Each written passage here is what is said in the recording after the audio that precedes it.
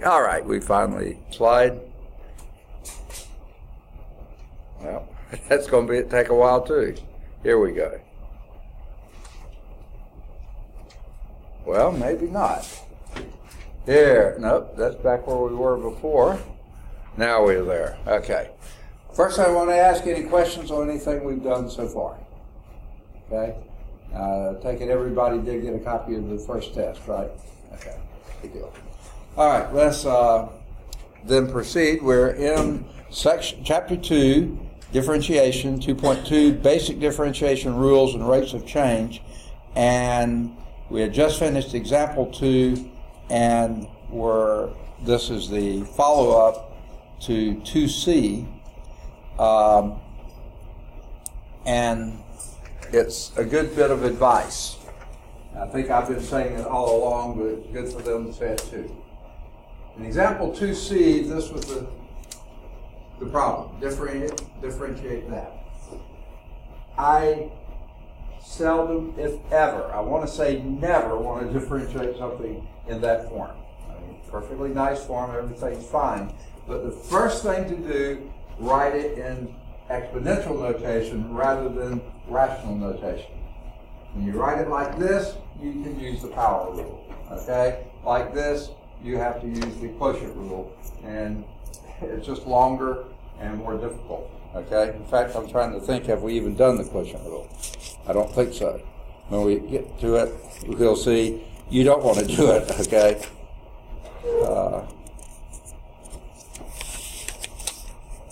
Did we do the quotient rule?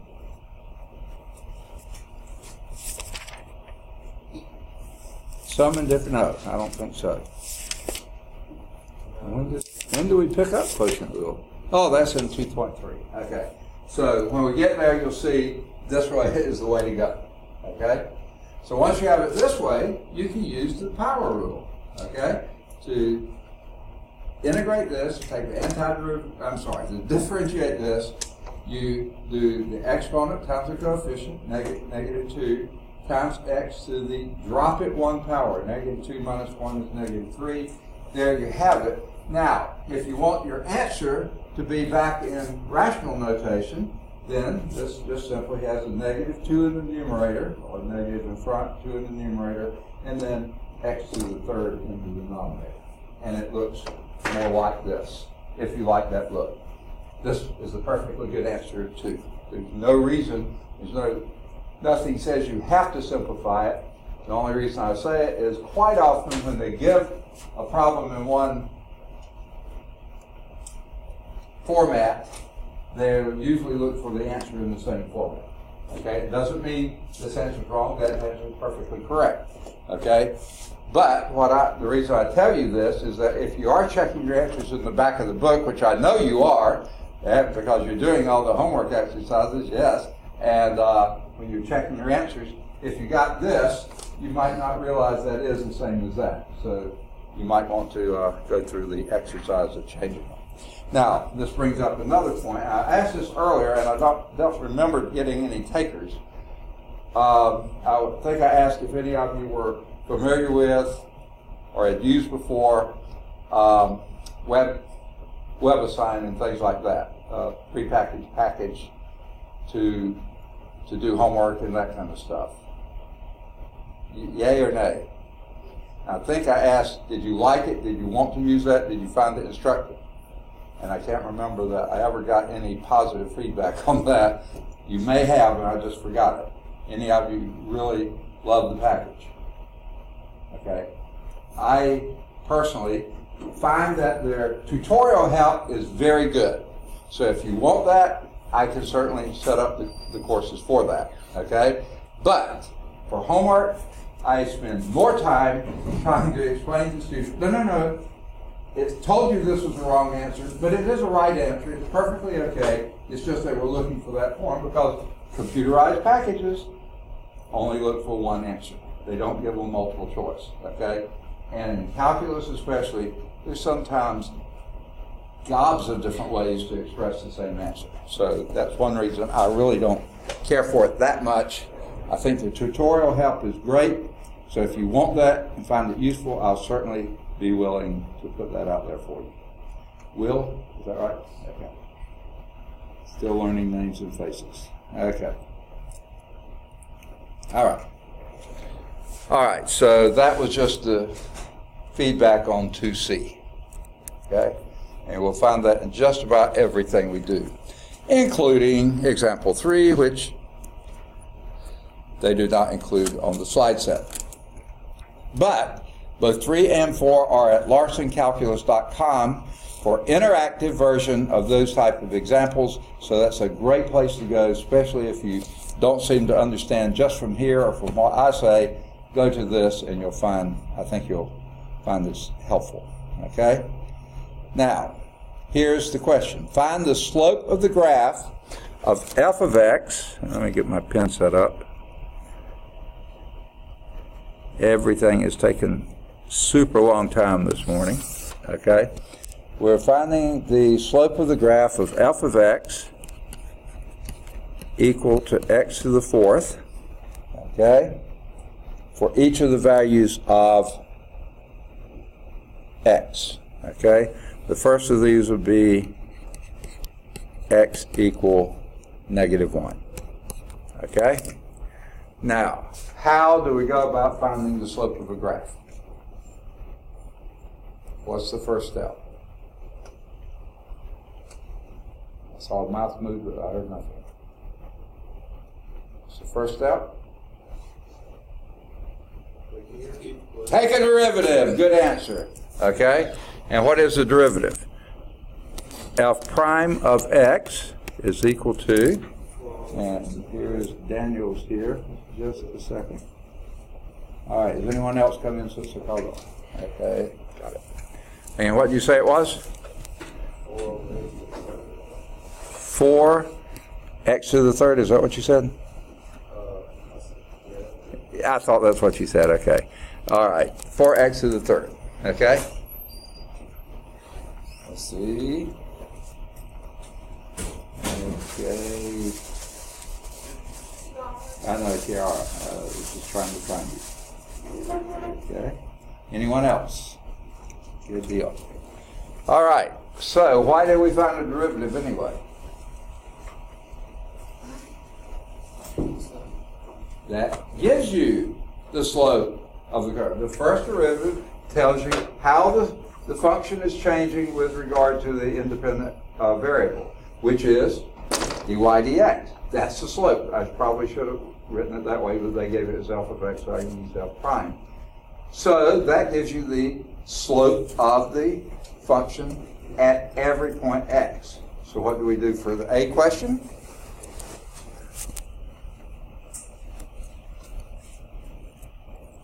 What do we do for the A question? Plug it in, plug it in. Okay? So this would be f prime of -1 would be b4 times a -1 cubed, which is, second, -4, because -1 cubed is -1 times 4 is -4. So that means the slope is very steep going downhill. If you happen to have your books, the graph is there and you'll see that. Okay? Yeah. Okay? Let's go to the B part. The B part says find the slope at x equals 0. And what would be the slope there? Pretty tough. What would that be? 0. Plug in a 0 for x, cube it, multiply 4 by it, stays 0. All right. The C, the third one. X is equal to 1. What's your f prime there?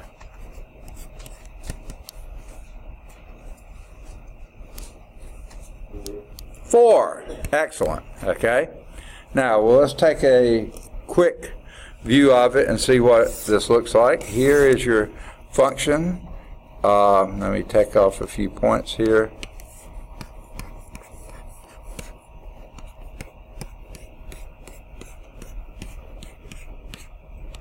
Okay. When x equals 0, the function is 0, right? We're plugging into this now. When x equal to 1, what's your function value? 1. How about x equal negative 1? Say again? It's also 1, okay? Because negative 1 to the 4th power is positive 1. When x is equal to 2, what does that give you? 16. Way off scale here, okay? And negative 2 will also be 16. So this thing is coming from a long way away, coming down very steeply until you get there. I'm not drawing this well. It flattens out way big time near 0 and then goes up steep, really, really steep again. It's really flat around 0 and steep outside plus or minus 1. Okay? Now, slope of the line here, when x equal negative 1, the y is equal to 1, the slope there is very, very steeply negative, negative 4. Slope at 0 obviously is 0, horizontal slope. And at 1, very steeply positive, slope of positive 4. So yeah, that makes sense. Okay? Any questions? Okay. Let's move on to example 4. And I'll erase it. Anyone need it a little longer? Okay. So,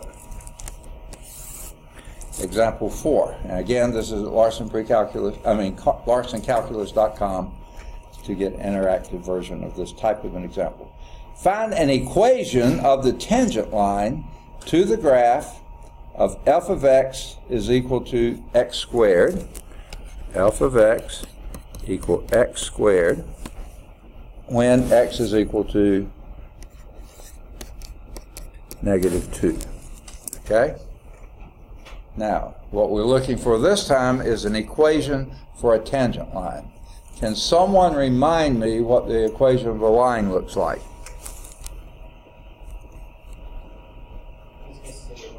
Say again? Okay, no.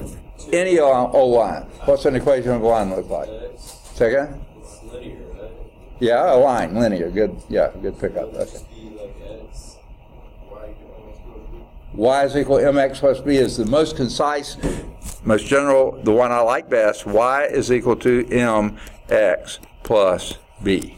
Okay? Now, that's not, in this case, probably the most useful one, but it's the simplest one. Okay? And we can use it. Definitely. Was anyone going to give me a different equation for the line? No. This is perfectly fine. Okay. Now, that's what we're looking for, but the line needs to be a tangent line at that point. Okay? Now, the first thing, since we're looking for this, what in the world is m? That's the slope of the tangent line. How do we determine the slope of the tangent line?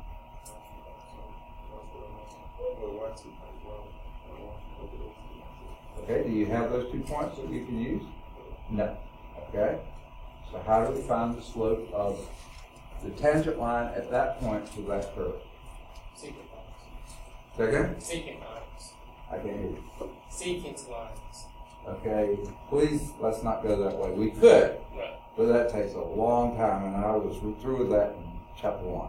I don't want to do that anymore, okay? How do we find the slope of that?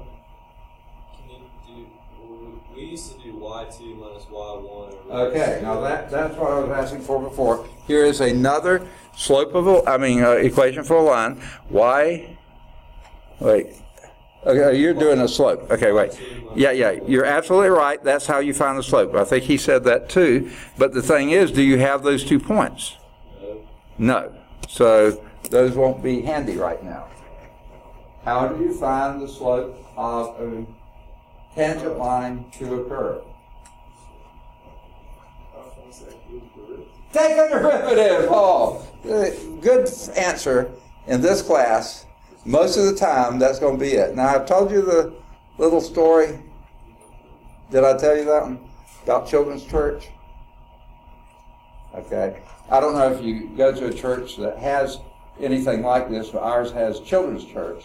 And so sometime early in the service, they'll ask all the kids to come down front and sit around there, and some adult, pastor, leader or something like that, comes down and then talks to the kids.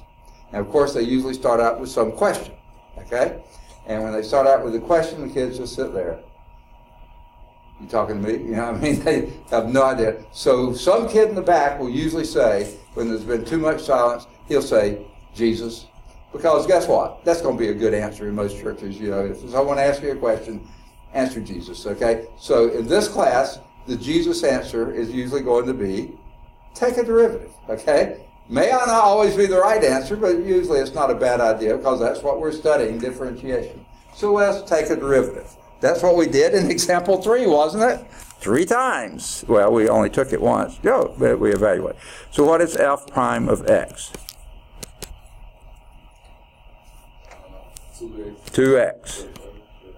2x to the first. You're absolutely right. And we want to know that slope at this point, at x equals -2. So what is f prime at -2? -4. And that is your m for the tangent line at that point, right? Good deal. Okay. So we got the m.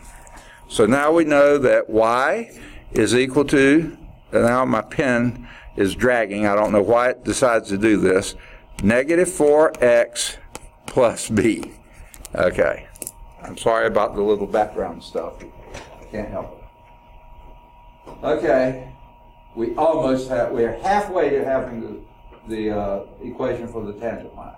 We got the slope, that was fairly easy. We now need to get the y-intercept. That's what b is. But we're not given that, okay? What are we given or not quite given? What can we get from this information? X is -2. Okay. X is -2. Okay, we can find the ordered pair where that tangent line occurs by plugging into the function -2. So f of -2 is equal to what?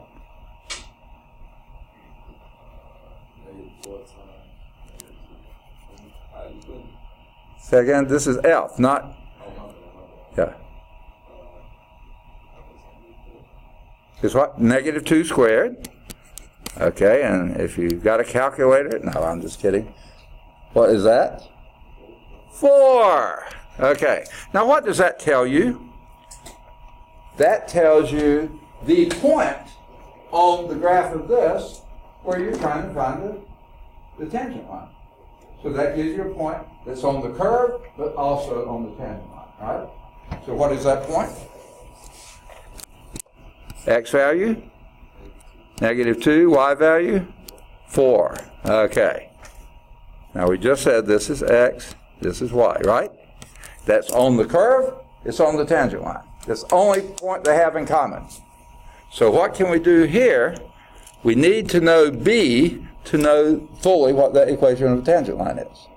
Plug it in, plug it in. And for Y we put 4 is equal to -4 times X is -2 plus B. And we're trying to find B. I think we can do it. Let's see if we can. This will be 4 is equal to 8 plus B. How do we find B? Subtract 8 from both sides. And that gives us -4 is equal to B. So now we plug that back in, and we have Y is equal to -4x minus 4. Now don't worry, most of the time it's not going to turn out being the same number. No way, okay? In this case, it just happens to be. That now is the tangent line with a slope of -4, and that satisfies the equation at that point. It's sure better. Let's check it and see. Plug a -2 in here, you get 8, right?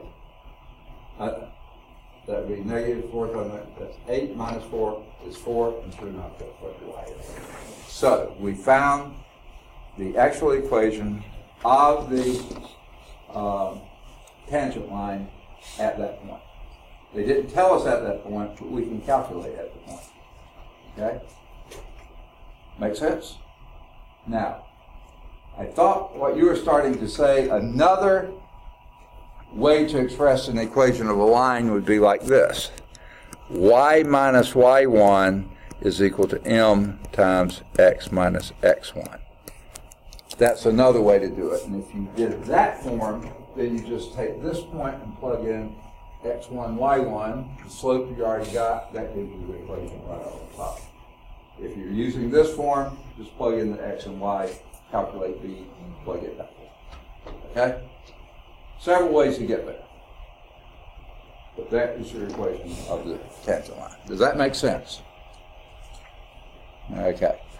They show the graph of this over here on the side, and I really don't have room for it. Y'all want to see the graph? It's in the book. Let's do it. I think I'll go on and erase most of this, so I'll have room to write. Is that okay? But I want the graph of that line and the function, okay?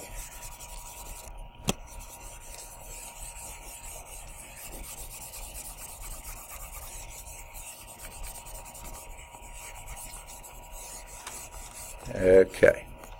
All right. My old package that was really a nice package, it was called Integrity. And boy, you could do so many things with it. I could just pull up a graph page and graph with not having to put tick marks and everything else. So 1, 2, 3, 4, 5, 6, negative 1, 2, 3, 4, 5, 6, and those are even evenly spaced. Oops. Okay. All right. So let's first graph the function. Y is equal to x squared. Give me a few points on that function. Anybody? Yeah, give me an x. 1. Okay, what would the y be? 1. Give me another x. 0. Second? When you have a number 0. 0. What would the y be? 0.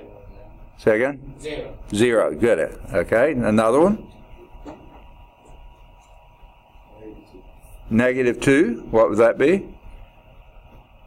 4. Okay, got it. Somewhere up there. Another one? 3. What would 3 be? Okay, we'll pretend we got a 9 up here. 3 would be 9. Somewhere up there.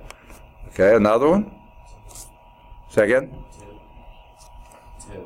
2. Okay, what would the y be? 4. Okay, that's right there. I think, if I can get it to draw. There it is. Okay. Any others? Negative 1 would be 1. Not negative 1, positive 1. Negative 1 squared is 1. Okay. And negative 3 would be 9. Okay, that's all I can get on the graph here. So this is a good old parabola. Okay. I can't draw good old parabolas, but you got the general idea. Okay. And it's asking for the slope of the asking for the tangent line at x equals negative 2. Well, here's negative 2, and sure enough, that's a pretty steep slope there. Slope being negative 4 again, and it says here the y-intercept should be intercept should be negative 4. So this looks like that sort of fits the bill, doesn't it? My ugly graph doesn't quite. The one in the book doesn't even show you the y-intercept, but I did it this way so you can see. Sure looks like that could be it, right? Any questions? All right. That was example 4. Got it done. Let's go to the constant multiple rule, okay? Any questions before we leave this? Okay. Now, if f is a differentiable function, okay, that means it's got to be at least smooth and continuous, okay? May have some other requirements, like no vertical tangent lines, okay? And C is any real number in the world. Then multiplying this any real number in the world by a differentiable function will also give you a differentiable function, okay? That's the constant multiple rule.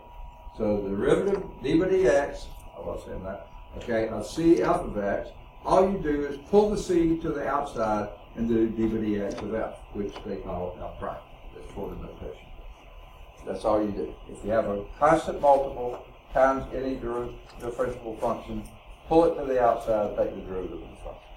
Now if this was a variable, no, you can't do that. That's something else. But a constant, yeah, pull it to the outside, then take a derivative. So the derivative of a constant times a function is the constant times the derivative of the function. Okay? Pretty simple, straightforward, good rule. Okay. Any questions? Now they do a little proof, and if you're a math major, I suggest you follow through and do the proofs. I'm more interested in getting it done, and we're probably taking too long, so let's do example 5. Here's a function. Y is equal to f of x is 5x cubed. What is dy dx? 15x squared. 15x squared. I've already been telling you to do this. If you think about it, the book has never said multiply the exponent times the coefficient. That's what I'm doing. This is the same as the derivative of that, okay, which is 5 times the derivative of this, which is 5 times this, which is 3 times, okay? So yeah, 5 times 3. So rather than go through this, just exponent times coefficient, drop the power by 1. So Okay? you always subtract the power by 1? What's that? Subtract the power by 1 always? Is that? Or do you always subtract the power by 1? Yes, you do. When you're taking derivative of a power, whether that power is a fraction, a negative number, positive number, doesn't matter. Huh? Okay, so you don't subtract by the coefficient. Yeah, you multiply the power by the coefficient, Yeah. and then drop the power by 1. Yeah, yeah. That's all you do. Now, with one exception. I think there is one.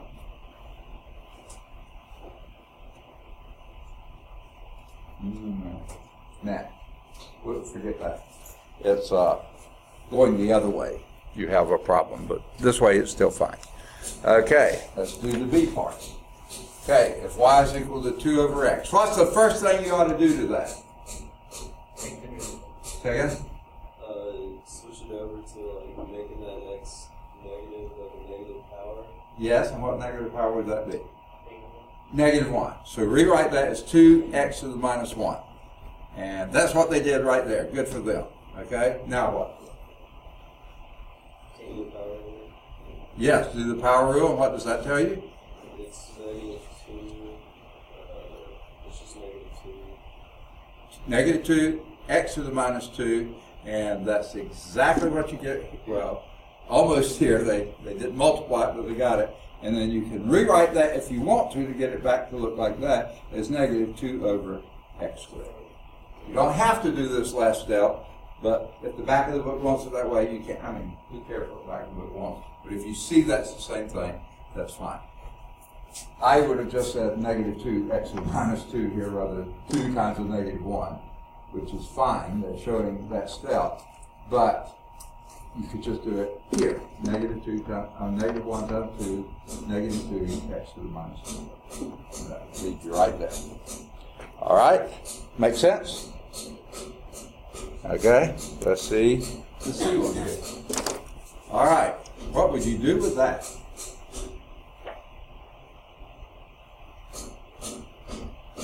You want f prime of t, derivative of f with respect to t. What would that be? Any idea? 4 over 5. Say again? 4 over 5 Okay. times t squared. Okay, you could rewrite it that way, certainly. That's exactly what they did. And then take a derivative. Would it just be 8 over That's it. 8 over 5t. There it is. Without moving it to the outside, taking the derivative of this and stuff like this, just do 2 times 4/5, which would be 8/5, and reduce that by 1. Okay? You can do it this way. If you see this better, do it this way. Okay? But if you see it okay, do it the way I've been talking about, perfectly fine to do it that way. No one's going to say, wait a minute, you skipped a step here. Well, I hope they won't. I won't say that anyway. Okay. I actually did have a professor who wanted to see every thinking step. Okay. All right. I'm not one of those. What's the first thing you would do to that?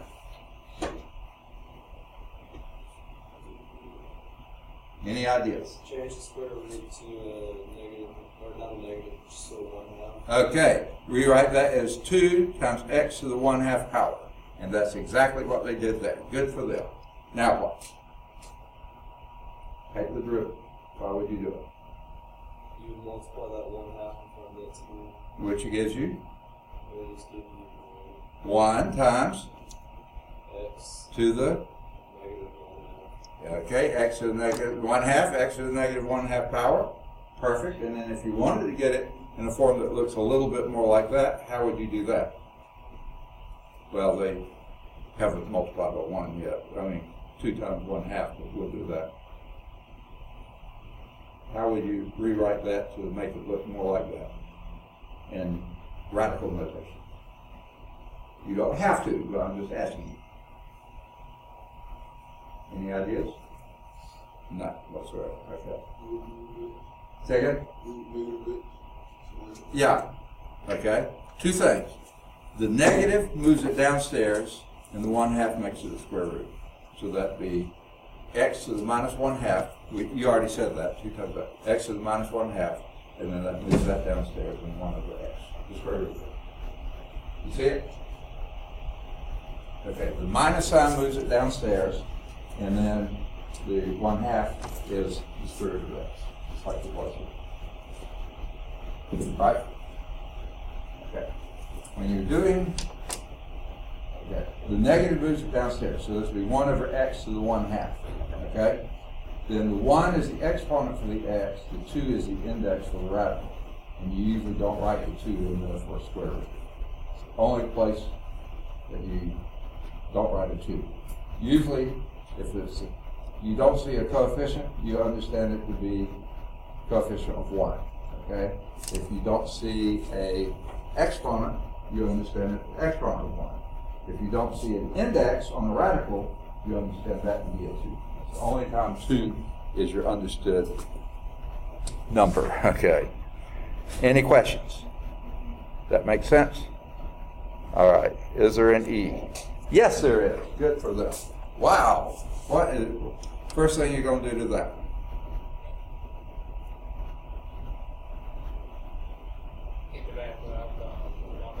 Okay, and what? Well, I wouldn't take it out, but I'd do away with the radical. So what would that be? 1/2 x to the, what did you say? Not quite. You're close. What's he missing? Negative 2/3, because it's in the denominator. To move it upstairs, you have to put a minus sign. Right? Okay, so that'd be 1/2 x to the minus 2/3. There it is. Okay? We already wrote it. Now what do we do? Take it? And take it. And what is that?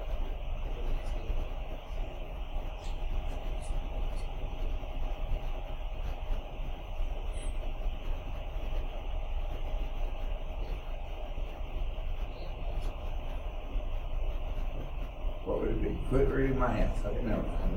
Okay, I just kidding. Okay? What would it be? Negative 1/3, because the 2 in the numerator, 2 in the denominator, they divide out. Negative sign hangs, so it's negative 1/3 is your coefficient, which we'll have right there. Okay? What next? Oops. That will give us negative 1/3. Say again? So you would add -2 over 3, and 1 over 3. You got to divide it. Okay, I think what you're saying is right, but all I heard those and okay, what? Okay. I don't hear well, sorry. You're going to get Negative negative 5/3. 5/3. You subtract a negative. You subtract 1 from negative 2/3. 1 is negative 3/3, right? Subtracting 1, so negative 2/3 minus negative 3/3 minus 3/3 is negative 5/3. Okay, and that's where that comes from. And then how do you rewrite that? Get it back in a notation like that.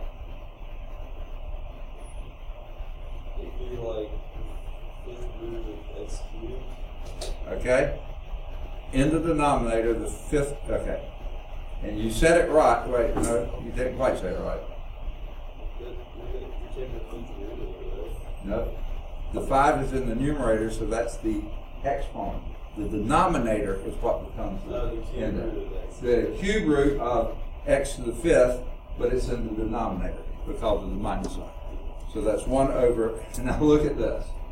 All this time they've been changing it back to the same form here. This time they've left it in radical exponential notation, which I find better than this. But if you're doing this, that would be negative 1/3, or 1 over 3, times x to the cube root of x fifth. Okay. Now actually there's two ways to write that. And let me show it to you. Both of these are equivalent. One way is this way. Negative 1, there's several ways to write it. 1 over 3 times the cube root of x to the 5th power. You can write it that way, or you can write it this way. Negative 1 over 3 to the cube root of x to the 5th power. Okay, so you can either put the 5 inside the radical, or you can take the radical cube root of x and then raise it to the 5th power. These are equivalent forms. Of course, another way to write it is negative 1/3 times that. I mean, there's lots of different ways to write it, but those are equivalent forms. Okay? But this is perfectly fine. I like this one actually better than that. It's just extra work to get there. Okay. And guess what? Can any of you do this on a calculator without changing it to this? You might be able to. But this is far easier to do on a calculator than this. Okay. Either one of those. Okay. Any questions on those? Oh, there's one more. Okay. So let's do F. Okay. Y is equal to negative 3/2 x. Boy, this is tough. What would that be? Second? Negative 3/2 what? I can't hear the last thing you said. Huh? X? So in other words, its derivative is the same as the function. Yeah. No, just put it back. It's going to be out. Any other guesses? It's just going to be negative 3/2. That's it, because the x is to the first power, subtracted by 1, you get the 0 power. Remember, you always subtract by 1, negative 3/2. Now, how in the world can they put 3 steps in to do it? I guess they can, but it's perfectly fine. That would be, they first write this, then they take the negative 3/2 out front, and then they do dx is 1, and that just gives you negative 3/2. Okay. I was just kidding about it being hard. All right. Now,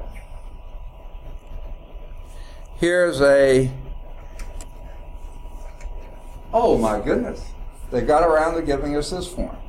The constant multiple rule and the power rule can be combined to one rule, and here's what it is. If you're taking d by dx of c x to the n, do n times c, oh, where does that come from? Times x to the n minus 1. This is what I've been telling you all along.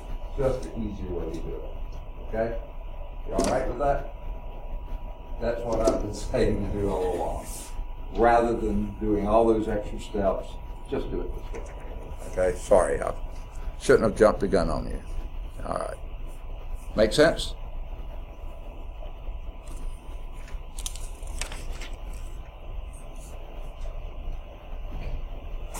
Okay. Let me see, we've got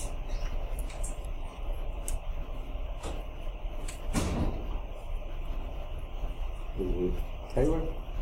Huh? Yes, okay. All right. Anyone else coming in since I called roll that I may have missed when I was up dancing at the board? All right, let's do example 6. Whoa, they skip example 6. Okay.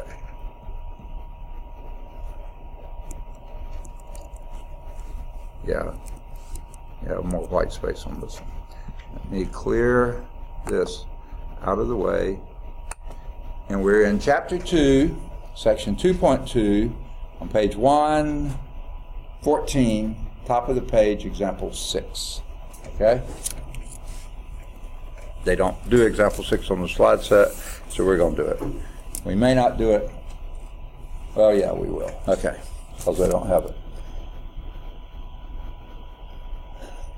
This is such a clever name.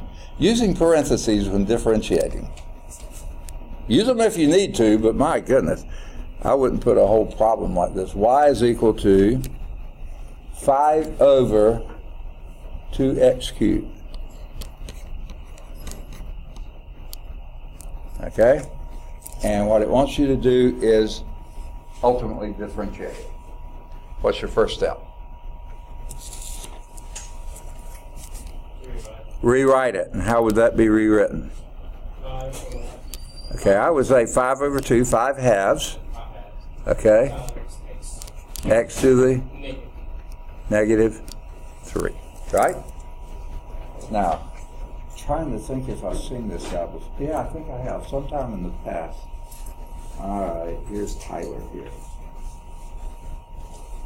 Allergies still have you down? Sir? Allergies still have you down? No, I've been working like crazy. Oh, I see, okay.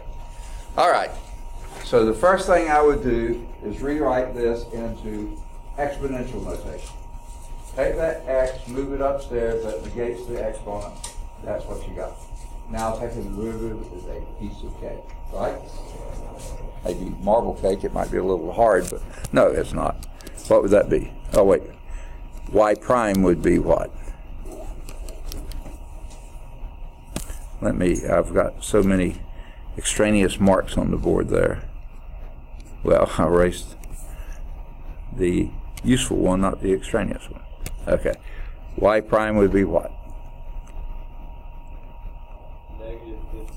Negative 15 halves. X to the minus 4, reduce that by 1. Now if you want to go back and put it in form like you had before, that would be what? Okay, a negative 15 over 2x to the 4th. If I heard you right, that's what you had, right? Now, did we need parentheses anywhere in there? Not that I can think of. I mean, you could have put parentheses here, there, or there. I mean, you could have, but that's perfectly clear without parentheses. But if they help you see it, put them in, okay? And you'll see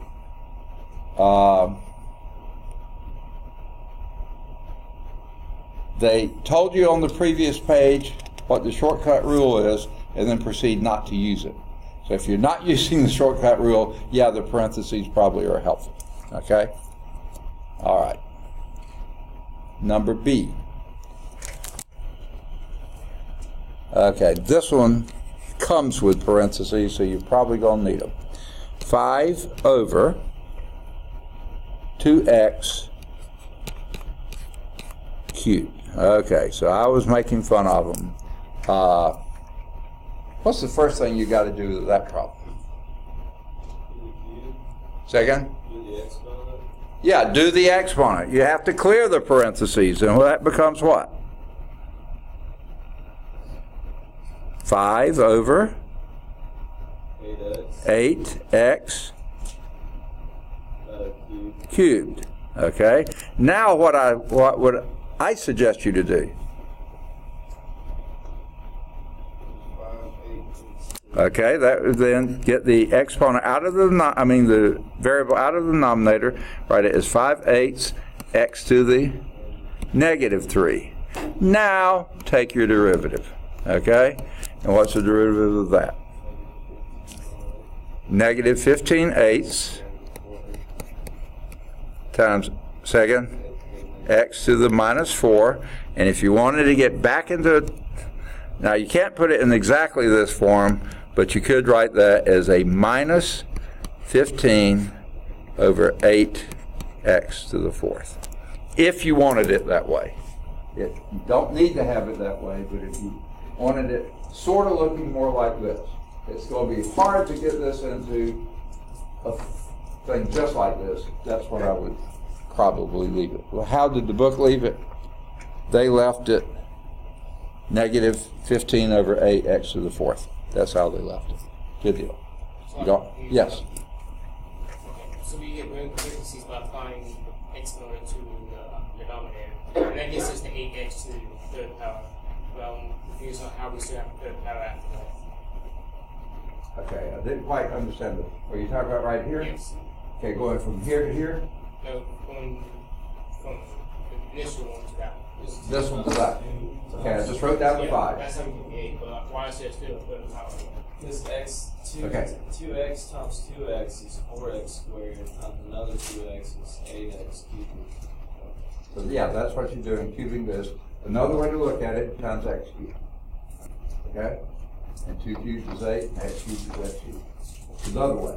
What he said is perfectly correct, probably a little clearer. 2x times 2x times 2x. That's what it means to cube something. 2 times 2 times 2 is 8. X times x times x is x cubed. Okay? Good question. Any others? All right.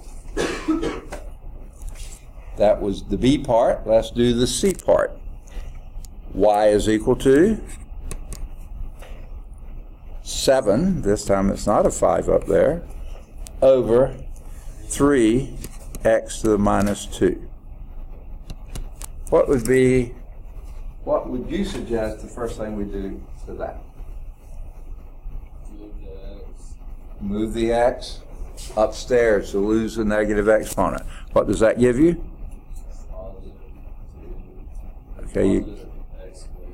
Okay, do the coefficient first. 7/3 x squared. Okay? Taking a derivative of that is not bad at all, folks. What is that? 14 over 3. 14/3. X. What'd you say? X, is that what you said? Yeah. Okay, I can't hear. Okay.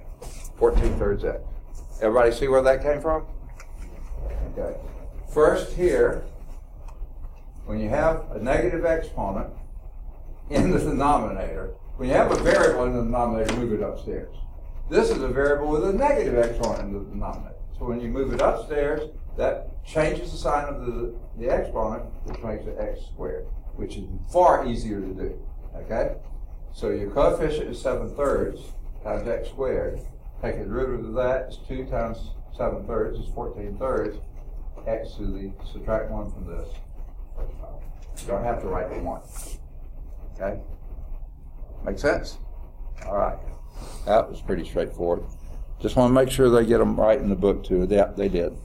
All right. The fourth one here is y is equal to 7 over 3x to the minus 2. Now, what would you do with that? Get rid of the parentheses and then bring it up. Okay, say that again. Get rid of the parentheses and then get rid of the... Okay. In this case, I would move it upstairs first, then get rid of the parentheses. Okay, you can do it that way. It's perfectly legal. You just have to haul around minus signs longer. Get it upstairs and get rid of the minus sign to begin with, and then it's sort of easier to do. All right. Who cares? Who knows? So let's move it upstairs first. What would that be? 7 times 3x squared. Okay? You're moving this entity upstairs and dropping the minus.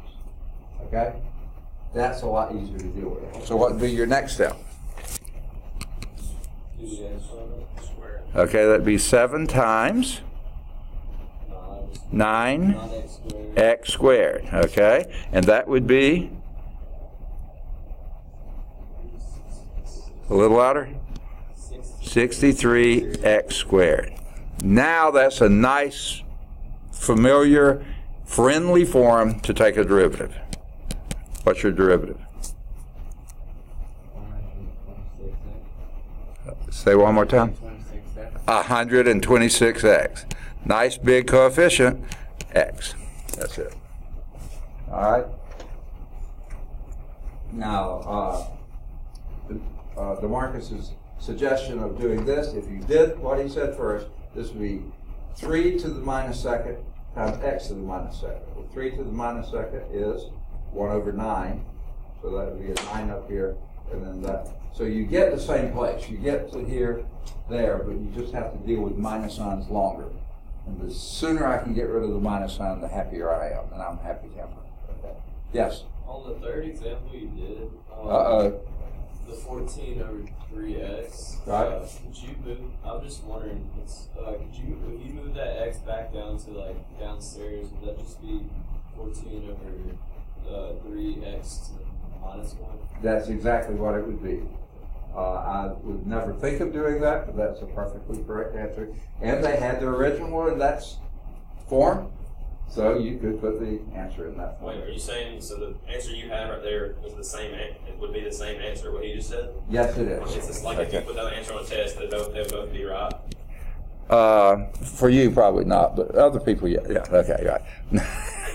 All right, that'd be what he's saying, 14, 3, x to the minus 1. And sure enough, that's more like this original form, but frankly, I thought the original form was rather silly, so I didn't ever think of doing it back into that form, but that is the same answer. And yes, if you have that on the test, if your answer is right, you get credit for it, okay?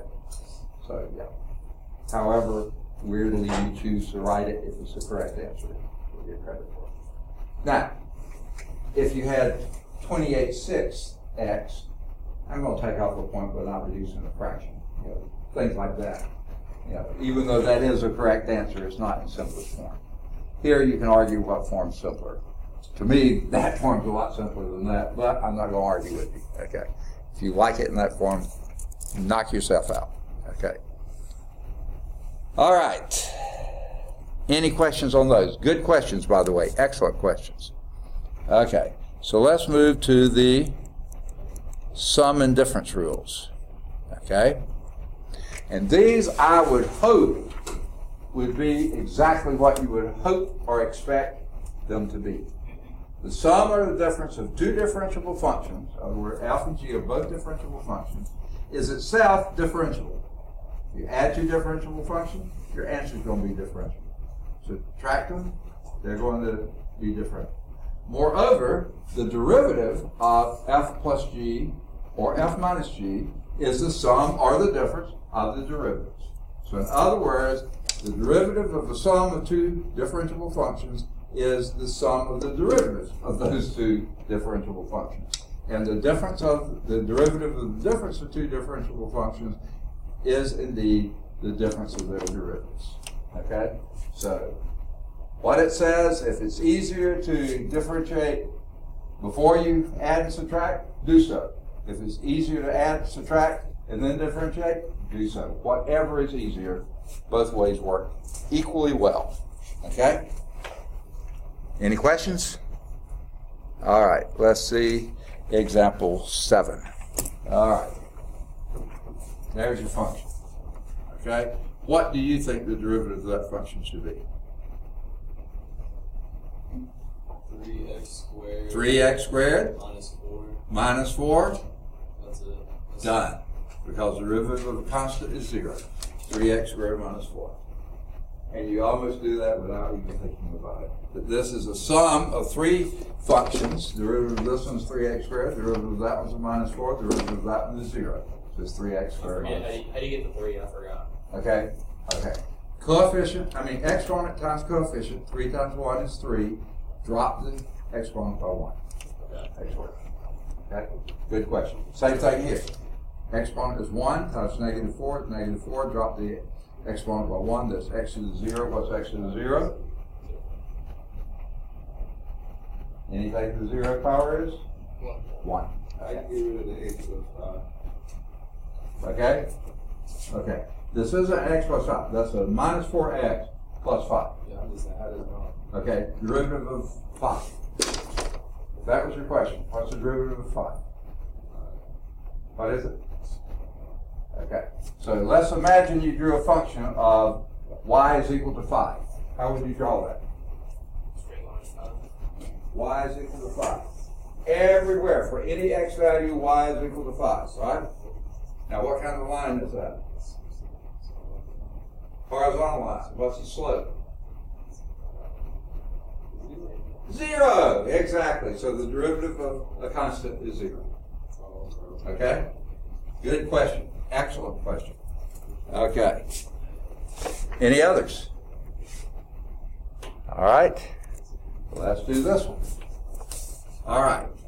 G of x is equal to minus x to the 4th over 2 plus 3x cubed minus 2x. What is G prime?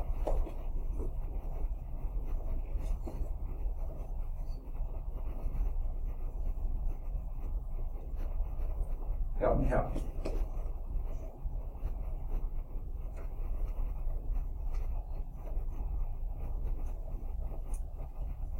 Anybody?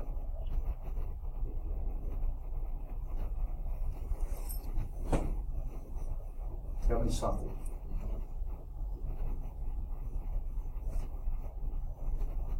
Where would you begin? Multiplying 4 times x. Okay. Okay. I got you multiplying 4th. That's your exponent. What do you multiply it by? You what? Okay, negative 1, but you see there's a 2 down there, so it's negative 1/2. Right? Oh, yeah. Oh, yeah, okay. So what's 4 times negative 1/2? So you multiply that whole entire thing is by negative 1/2? Yeah. The coefficient here is a minus 1 over 2. You don't usually write the 1, but it is a minus 1/2.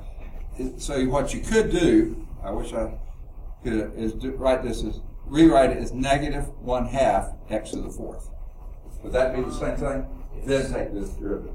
Okay, that would give you what? Negative 2x cubed. Negative 2x cubed. Is that what I heard? Yeah. Ding, ding, ding, ding, ding. Got it. Okay, next.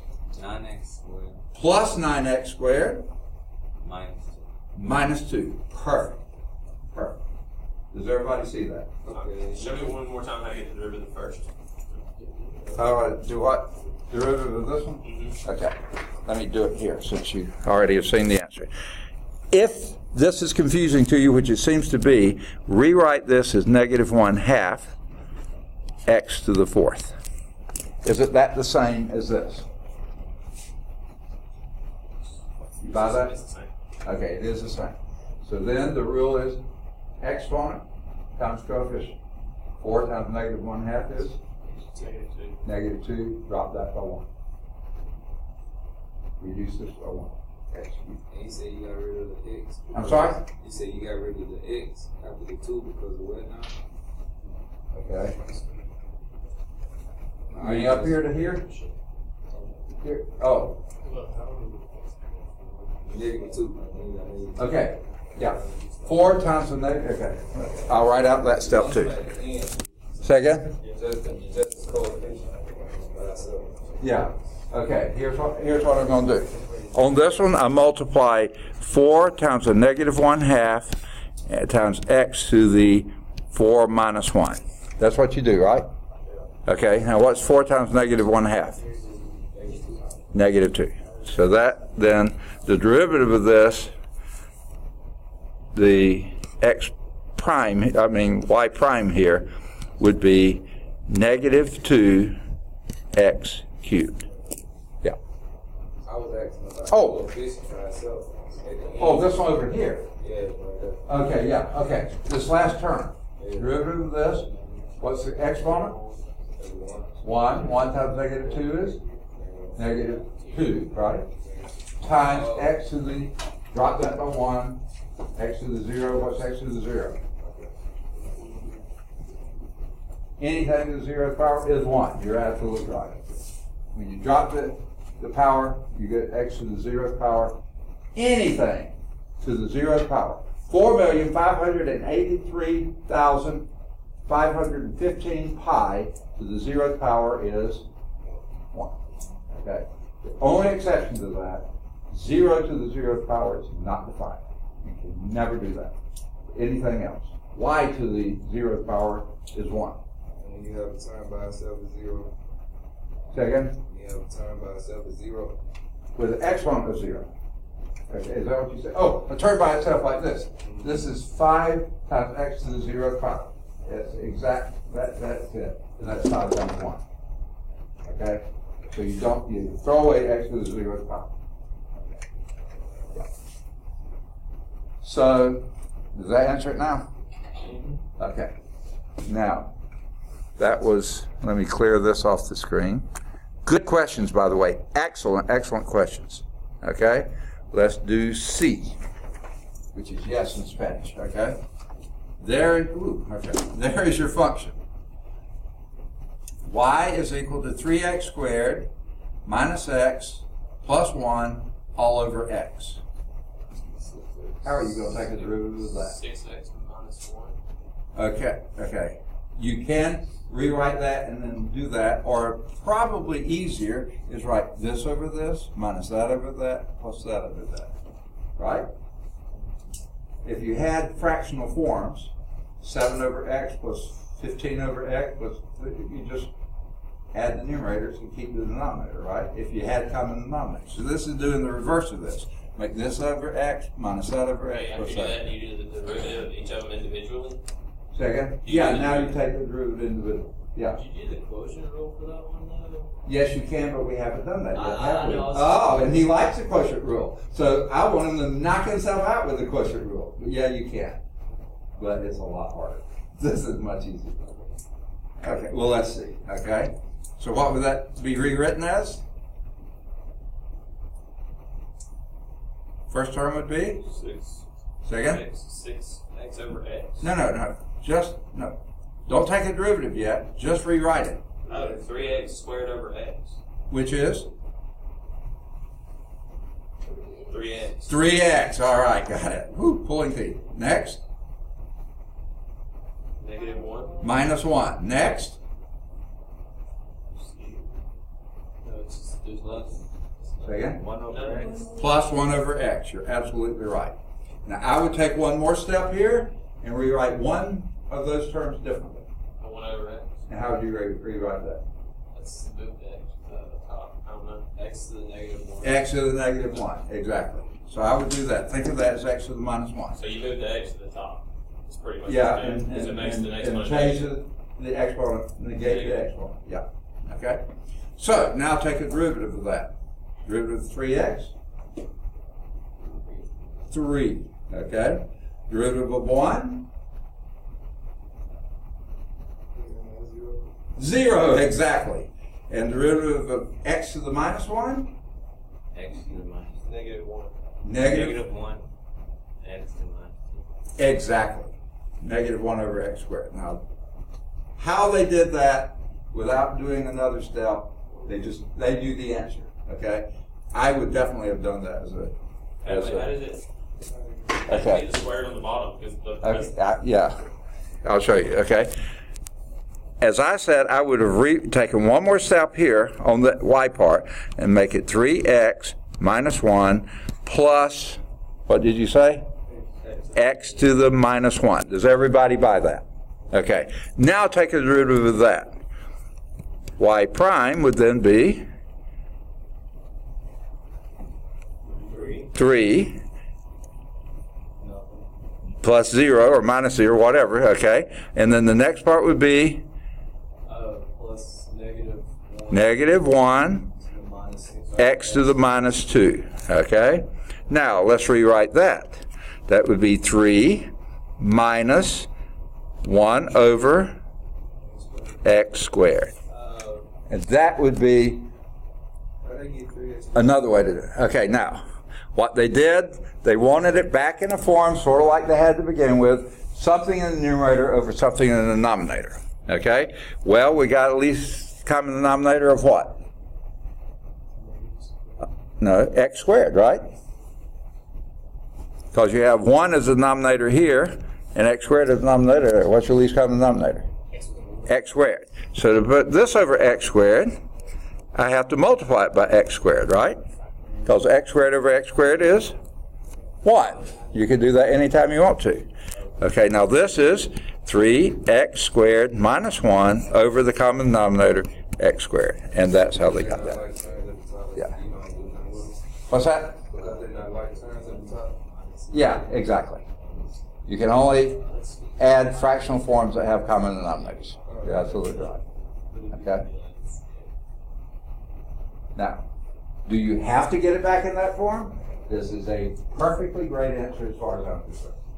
But the book, in the back of the book, if they had that, you might say, how did they get that? Well, this is how you do it. Wait, so you get that x squared on top because you get common denominators or something? Yeah, because you did common denominators down here.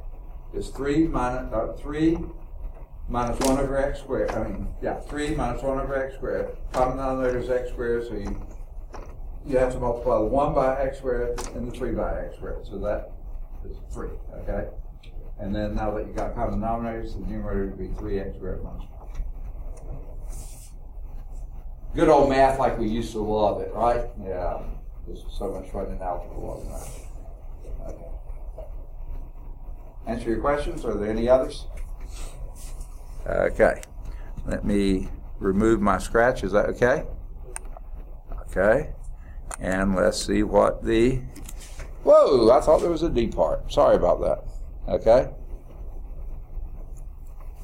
Now,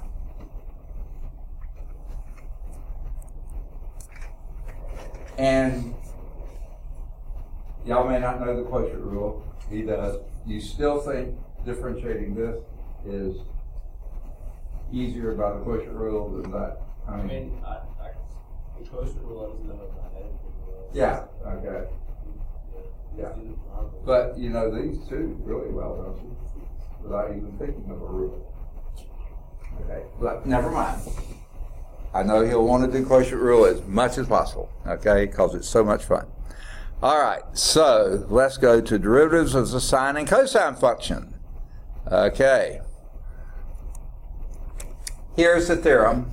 They're not telling you anything else about it except this is what it is. Derivative of sine is cosine. And derivative of cosine, though, is minus sine. Okay? Just giving it to you. Now, they have a little proof in the book, and I would definitely go through this if you like doing those proofs. I want to show you just how I think of it, okay? To help remind myself which one has the plus and which one has the minus. What I'm going to do is draw a sine function. Probably going to stink, but it'll be, okay, I'll be tick marks here.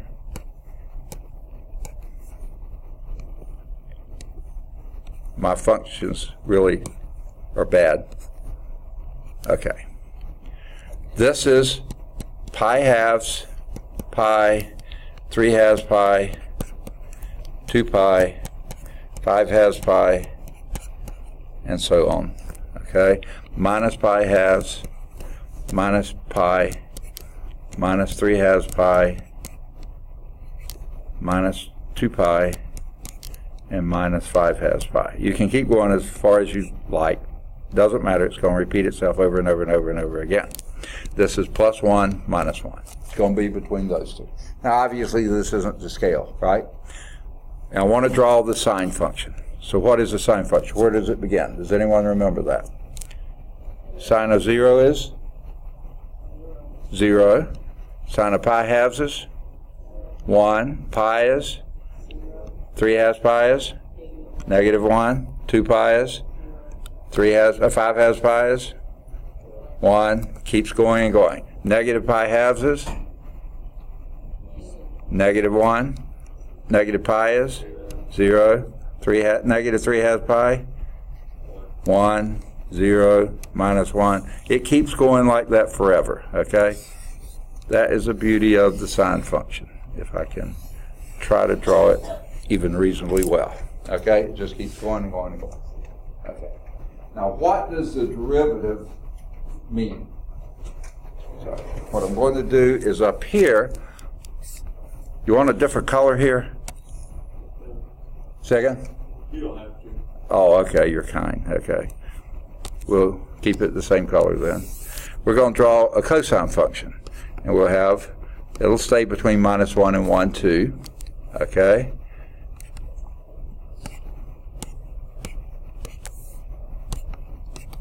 I should have these equally spaced. I doubt if they will be. Pi halves, pi, 3 halves pi, 2 pi, 5 halves pi, negative pi halves, negative pi, negative 3 halves pi, and negative 2 pi, and negative 5 halves pi. Okay, now, I want you to remind me, now this is supposed to go right through there. What does a derivative represent? Oh goodness, we're going this far. Of a curve. What does derivative represent of a curve? Derivative of a function on a curve. Boy, what we're doing a few examples of that. The slope of the tangent line? Does that sound familiar? I know it was a long time ago, at least 45 minutes, okay? Right? Derivative of the function is the slope of the tangent line. Now what appears to be the slope of the tangent line right here?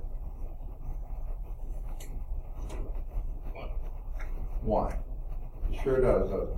That looks awfully close to the identity function 1. Okay? So if indeed the slope of the tangent line there was 1, I'm going to do derivative of sine x dx up here. So that's going to be 1. Okay? Now, I want you to give me your best guess of the derivative of the slope of the tangent line here.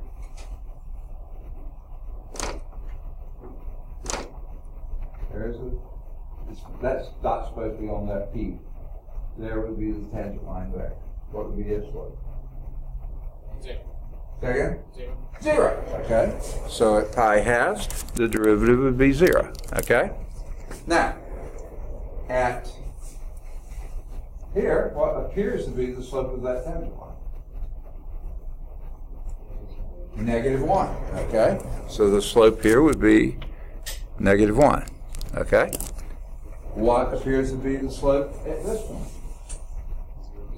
0. Okay? So we'll put a 0 there. Okay? Now what appears to be the slope at this point?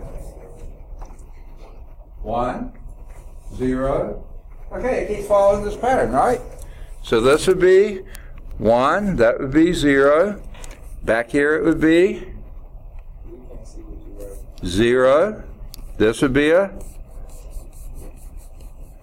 negative 1. Whoops, where am I? Yeah, here, negative 1. Then 0, positive 1, 0, and on and on and on. Okay? Whoa, this is ugly. What does that look like? That graph, what does it look like? Inverse. Say again? Inverse. Okay. No, think trig. The negative of the one on the bottom. It's not the negative. What? It's a completely different function. It's a flip. Okay, yeah, but, okay. Actually what it is a translation this way, okay? Okay, but what graph does that look just like? Say again? The sine. It doesn't look like the sine. Sine starts at 0, that starts at 1. The cosine function! Look at this. Derivative of sine is cosine. Okay? Now, since we agree that is the cosine function, okay, now let's take the derivative of the cosine function. Can I do this in a different color? What color? You choose. Red. Red, okay. If I can get red to come up. There we go, okay? What appears to be the derivative of the cosine up here at 0? 0. Say again? Derivative? 0, okay? So I'm going to plot that down here just because I don't have room to draw a new graph, okay? That's the only reason I'm going to do that, okay? What appears to be the derivative of the cosine function here? -1, okay? So let's plot this down here because I don't have room to do a new graph, okay? Then the derivative here. How is that one? Oh, I know what you're saying. What's the derivative here? 0. 0. So at pi, we'll put a 0 in. This is now, the red is the derivative of the cosine function, okay? Okay, so this is what this is. Derivative of cosine x dx. Okay, that's what I'm plotting down here. Okay? Slope of the tangent line here? 1. Okay, so we'll plot that up here. 1. Okay? Derivative, what's that one? This? 0. 0. Okay? You get sort of the idea here? Next place, the derivative is? -1. If we go backward, derivative here is? Oh yeah, 1, you're right. 1, I'm sorry. Okay, derivative here is 0. Derivative here is -1. Derivative here is 0. Derivative over here is 1. Okay, and then, so what do we have? Here is the graph of the derivative of the cosine function. Now, what does that look like? What does it look like? Exactly the opposite of the sine, isn't it? These values are the same, these are exactly opposite of each other. So this is negative sine. So the derivative of the cosine x is indeed negative sine x. There we go. So the derivative of the sine is cosine, derivative of cosine is negative sine. Make sense? Okay? All you have to do is picture your graphs, and you'll usually get it right. Derivative of sine at 0, that's at 1, that's where cosine begins.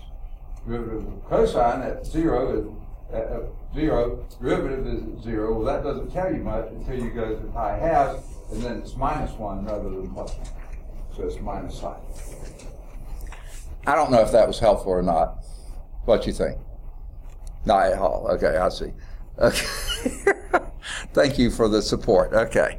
All right. But just know those. All right. So here are some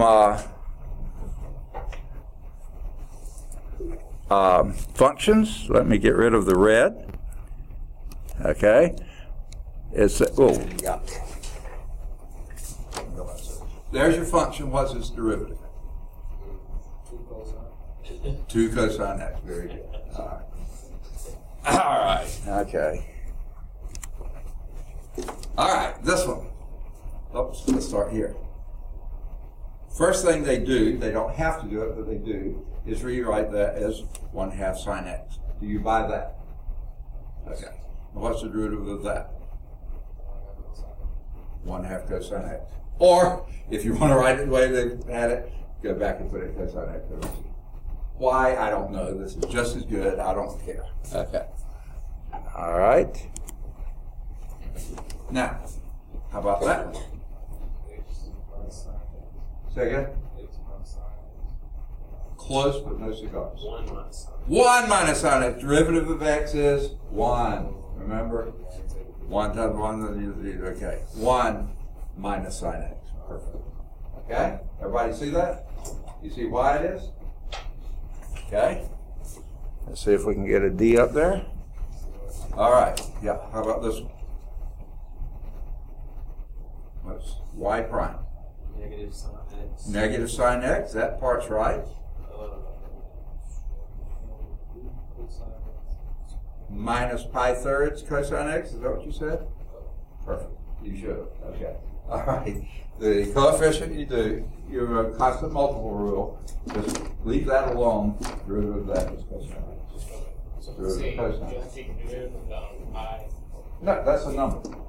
Pi is just a number. Pi thirds is just a number. And any number, you just leave it there, right? You don't take a derivative of that, you leave it there. It's just a number. It's a stranger looking number, but it is just a number. Okay? What you think? Making sense? All right. See a few people still writing, so I'll leave it up there just a little bit longer. That was example 8. They have a little technology thing here which helps them draw some graphs. Fine. I don't know. Yeah. Leave that alone. Everybody got it? Okay. Now let's talk about rates of change. Anytime you see the term rate, think derivative. Okay? Because a rate means something, usually with respect to time, not always, but it usually is. Miles per hour, that's a rate of change. How many miles you travel in an hour? Miles per gallon, how many miles do you get per gallon of gas? That's a rate, okay? Furlongs for a fortnight, no, never mind, that's still a rate, okay? So, you've seen how the derivative is used to determine slope, okay? Derivative can also be used to determine the rate of change of one variable with respect to another. In fact, that's what it says. dy dx. Change of y over change of x. That's a rate of change of y with respect to the change of x. That's what a derivative is. Applications involving rates of change occur in a wide variety of fields. Physics is one, comes right to mind, and since engineering is, in my mind, applied physics, and physics is applied math, so I mean, they all tie together. They're in engineering all the time. You want to know these rates of change, okay? A few examples are population growth rates. That would be, say, in economics or something like that. But anytime you see a rate, think of derivative. Production rates, how is your company doing? That would be industrial engineering. Water flow rates, the Waterworks Board, that's cubic feet per minute. When you see the per something there, that's a rate. Velocity, miles per hour, that's a rate. Acceleration, miles per hour per second. Okay, that's an acceleration. That's a rate. All these are rates, most of them with regard to time. Okay? Few of these you could do other things like population growth rates. You might be able to say per age group or something like that. You could, but that would be a little weird. Most of the time you just talk about per time. Okay? That's usually what rate means. A common use for rate of change is to describe the motion of an object in a straight line. Okay? Such problems, customary to use either horizontal or vertical lines and with a designated origin to represent the line of motion. On such lines, this is a lot of blah, blah, blah here. On such lines, movement to the right is usually positive, to the left is negative, upward is positive, downward is negative. Okay? That's the general rule. Okay? Okay? So, those are considered negative. Okay. Function S, now that's a common generic letter to represent any displacement. Usually if it's horizontal we say X, and if it's vertical we say Y. But sometime in 3-dimension vertical may be Z. So to keep it sort of generic, we'll say any displacement is going to be S relative to the origin. Okay, so if S is your position relative to the origin, that's where you happen to be sitting up there. That's S. Of an object as a function of time is called a position function. S as a function of time is a position function. If you're right here at time t equals 0, you're here at t equal 1, then you've changed position and changed your time. Right? So that's your position function as a function of time. And if you want them back over here at 2, and here at 3, and there at 4, yeah, you're changing position with respect to time. So over a period of time, delta t, okay, the object changes its position by amount delta s. at delta S. The change of S is what you were at S plus delta t, that new time, minus what you were at the original time t. Okay? Then the familiar formula, rate is equal to distance over time. Distance, this is your change of distance over your change of time, which is delta t. There we have it. Change of distance over change of time is delta S over delta t. Now that's called your average velocity. Okay? I drove from home to here this morning. It's about 20 miles. I'm just going around to keep the numbers pretty easy. And it took me about 20 minutes to get here, maybe a little bit longer. So what was my average velocity? A mile per minute would be 60 miles per hour, because there's 60 minutes in an hour, right? Now, does that mean when I left home, I was driving at 60 miles an hour? I better not have been, okay? Because the little blue lights would have started flashing, right? To drive that speed in the neighborhood. No, not especially a crooked streeted neighborhood like mine, especially since I had to turn immediately. No way that's my instantaneous speed. Anytime. When I was on the expressway, was I going 60 miles per hour? Part of the time, maybe, okay? But most of the time, not. I would have been getting ugly gestures thrown at me, okay? So, more than likely, wasn't at 60 all the way, okay? But this is my average velocity. Now, if I want to go to an instantaneous velocity, what do?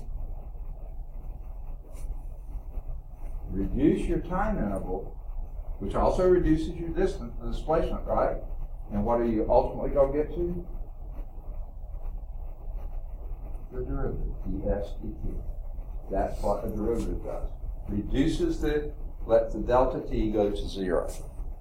Okay? And that usually gives you a 0 over 0, which you try to calculate. So, here is a billiard ball dropped from a height of 100 feet. Okay, now it's vertical. Okay? The ball's height s at time t is the position function. Now, this was largely attributed to Galileo. Now, does anyone have a clue of where the minus 16 comes from? Is that how? Wait, go back on the page. Wait, is it from gravity? It's what, yes, it has to do with the acceleration due to gravity. And since we're dealing with feet and time, we're in the U.S. customary system, and the acceleration due to gravity in the U.S. customary system is? I thought it was 32. 32. And it's negative because it's always pulling downward, but this is, your position is 1/2 a t squared, or gt squared. So the 1/2 of 32. That's where that came from. Where's the 100 came from? 100 feet. That's your initial position. Okay, so When time t equals 0, you're at 100 feet, right? Explain 32 one more time. Yeah, explain. 32 is the acceleration due to gravity in the U.S. customary system. 32 feet per second squared. So, How do you get the 16? but It's 1/2 of that.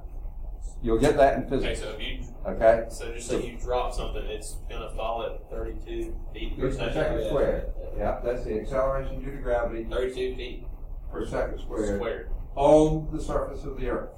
Now, what Okay. that means, What if the object it's is changing its velocity. Acceleration is change of velocity for change of time. It's changing its velocity 32 feet per second every second it falls. So that's 32 feet per second per second. Okay. Well, acceleration is a change of velocity. Does it become 16 because of the second squared on the No. bottom? Yeah, okay. Well, no. It's, okay. Galileo's formula, I'm not sure he did it this way, but the actual formula is S is equal to 1/2 a t squared plus v0t plus d s0. Let me put s0.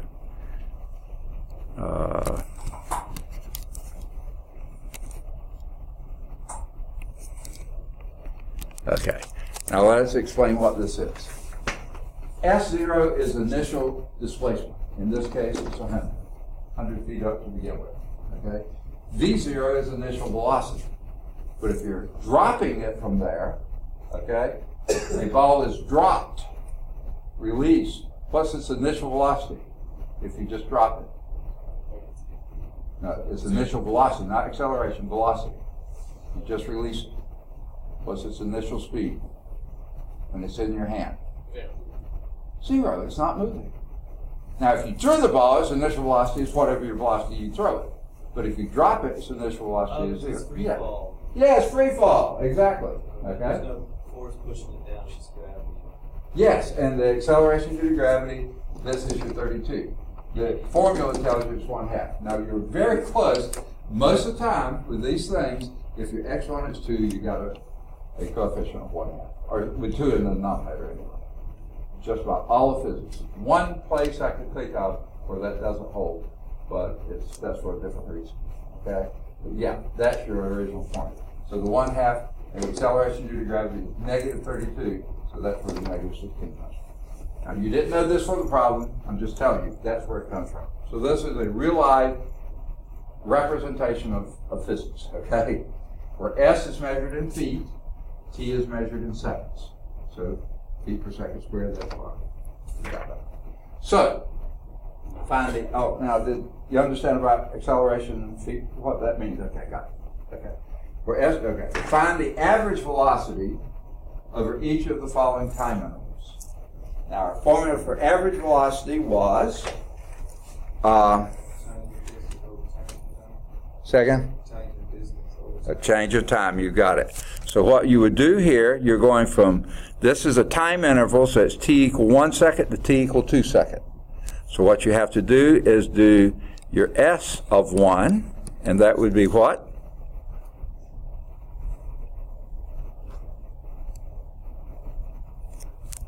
Negative 16.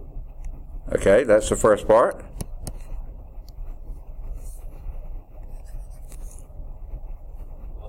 Plus 100, okay. All right, and that would be, not that hard of math, 84, okay. So there's your S at 1. What is your S at 2?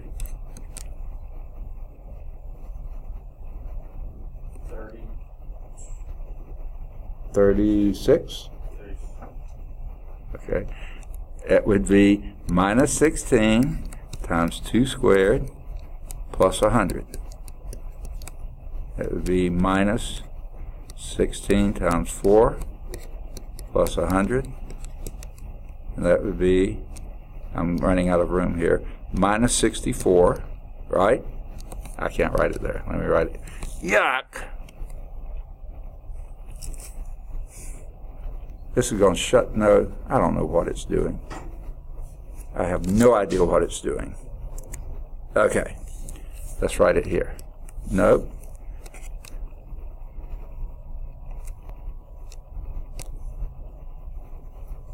Okay, it's still not writing. All right, now I got it. This is minus 64 plus 100, which is 36. Okay, so this is 36. Okay, and what's your change of time? So, okay, let's do what's your change of S? That would be 2 minus 1, I mean S of 2 minus S of 1. That would be 36 minus 84, which would be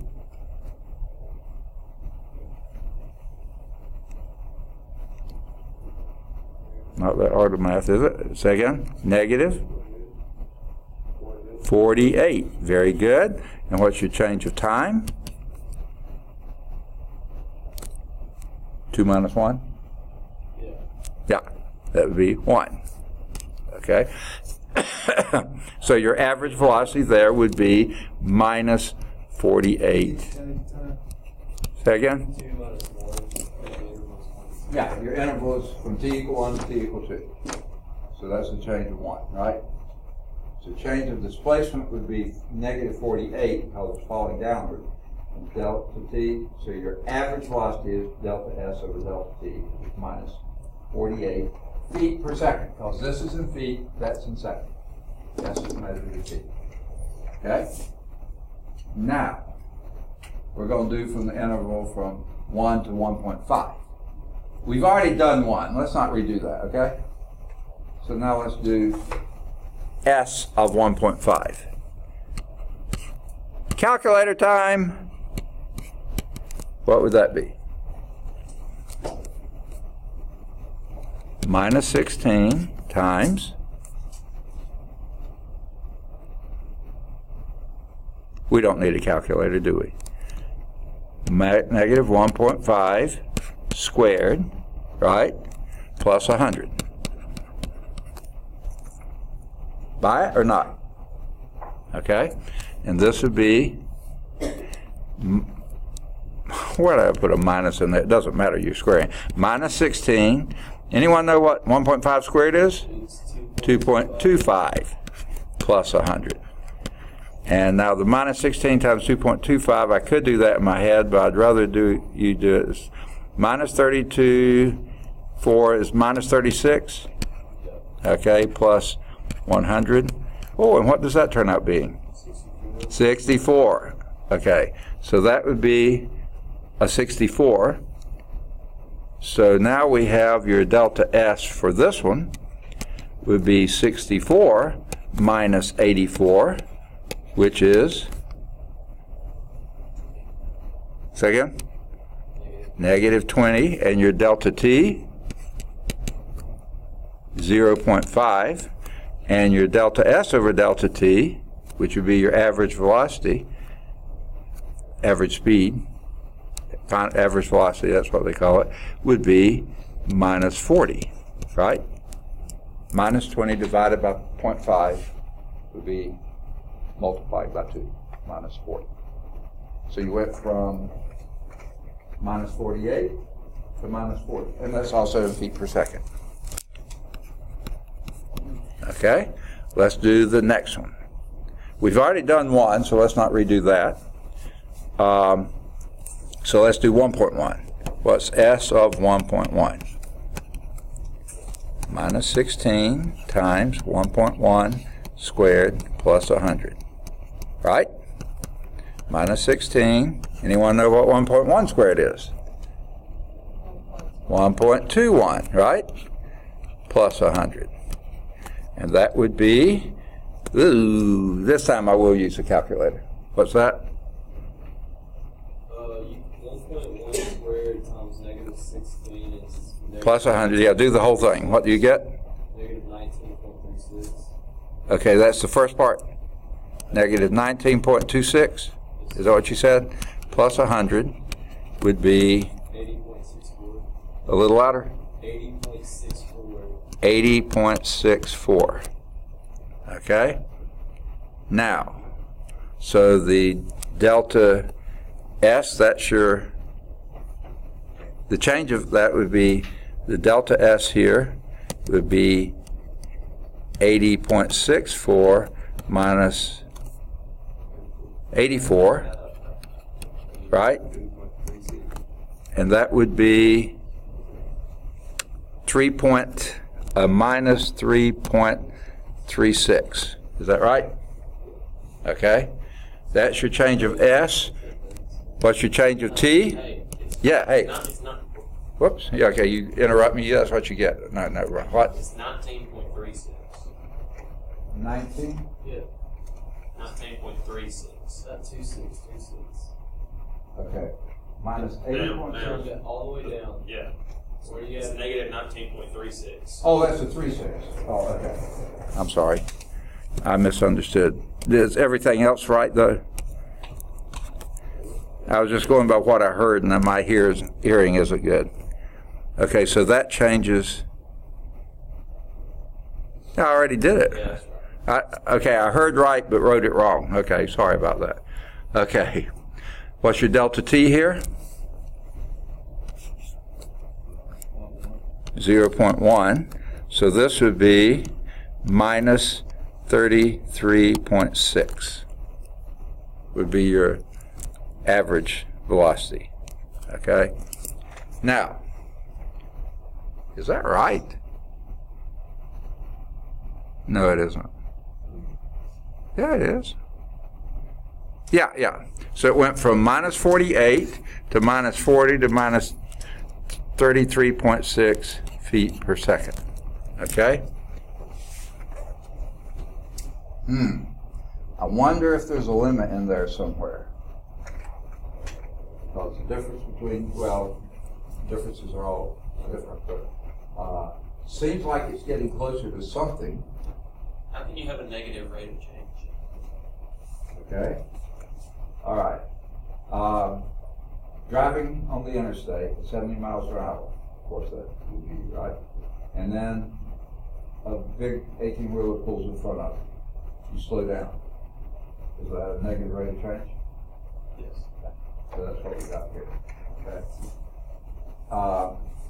And this is because your S starts at 100, and every step of the way gets shorter and shorter and shorter.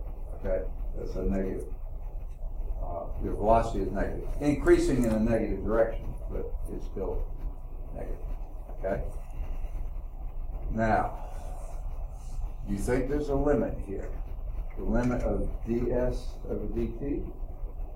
What might that be?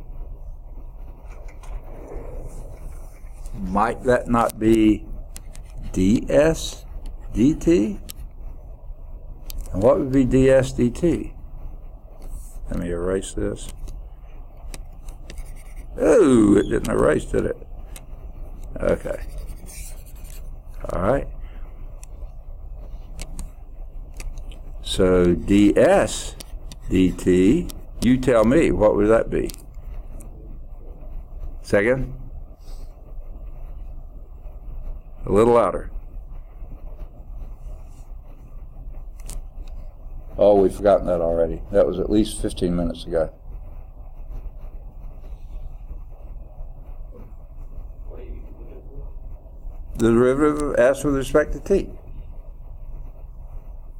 Remember all those examples we were doing? X is equal to so, or y is equal to so x, and then you take dy dx. This is ds dt. A little louder? Would it just be negative 32t? It'd be minus 32t. That's it. And when t is equal to 1, which was common to all these, this would be negative 32. And wasn't that getting closer to negative 32 every step of the way? Feet per second.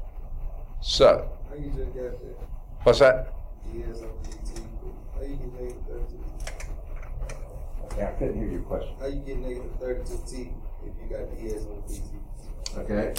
S is feet per second squared. It's feet per second. Just like these are feet per second. I didn't put my unit down, but it's feet per second. Okay? So you might say, how did I get that? Well, this was, if you remember, that was your acceleration due to gravity, feet per second squared times second would be feet per second. Okay, so there's another way you got it. So it's minus 32. So that would be your instantaneous velocity at t equal 1 would be 32, minus 32 feet per second. Okay? And here's why. You started at 0, right? Velocity, when you released it. Your acceleration is 32, minus 32 feet per second, so in 1 second, you speeded minus 32 feet per second, because it changes by 32 feet per second every second. So yeah, that makes sense. That would be minus 32 feet per second. Okay, you didn't need to know that last part. I just threw that in at no extra charge, okay? Yes. So, let's just show you quickly what they got. They did S of 1 to be 84, S of 2, 36, make a subtraction there, minus 48 feet, and the time difference was 1, minus 48 feet per second. The second one, S of 1.5, exactly like we did, got 64. 64 minus 84 is negative 20, but you divide this time by delta t of 0.5, and that's minus 40 feet per second, just like we did. And on the third one, you plug in the 1.1, and that gave you 80.64 minus 84, and that gave you negative 3.31 over the time difference now a tenth of a second, so that gave you minus 33.6 feet per second. That was the average speed for those 3 time intervals. And you see that's getting closer to some limit, and that limit happens to be minus 32. But you don't need to know that yet, okay? Notice the average velocities are negative, indicating the ball or whatever it was is falling downward. Okay. So in general, as S of t is the position function of an object moving along a straight line, the velocity is then the limit as delta t approaches 0 of that delta s, which is s of t plus delta t minus s of t over delta t. It's a good old limit formula, and that is your first derivative, which is exactly what we did. In other words, velocity function is the derivative of the position function. Velocity can be negative, 0, or positive, depending on which way it's moving. The speed of an object is the absolute value of its velocity. It cannot be negative. Could be 0, but never negative. Speed is a scalar quantity, and its absolute value. All right. Oh, there's that formula I gave you a minute ago.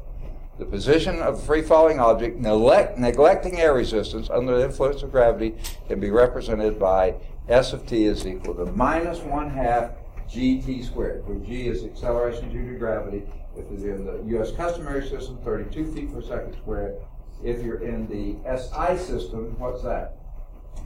Anyone know? Metric system. Second? It's the metric system. Okay. And what would be the acceleration due to gravity there? 9.8 meters per second squared. Multiplied by t squared plus v0t, we had that in there, just our example of v0 is 0, plus s0, that was our 100 for initial displacement. For s0, it's the initial height of the object, v0 is the initial velocity of the object, g is the acceleration due to gravity, either 32 feet per second, often called 32 feet per second squared, or 9.8 meters per second, which we often shorthand to meters per second squared.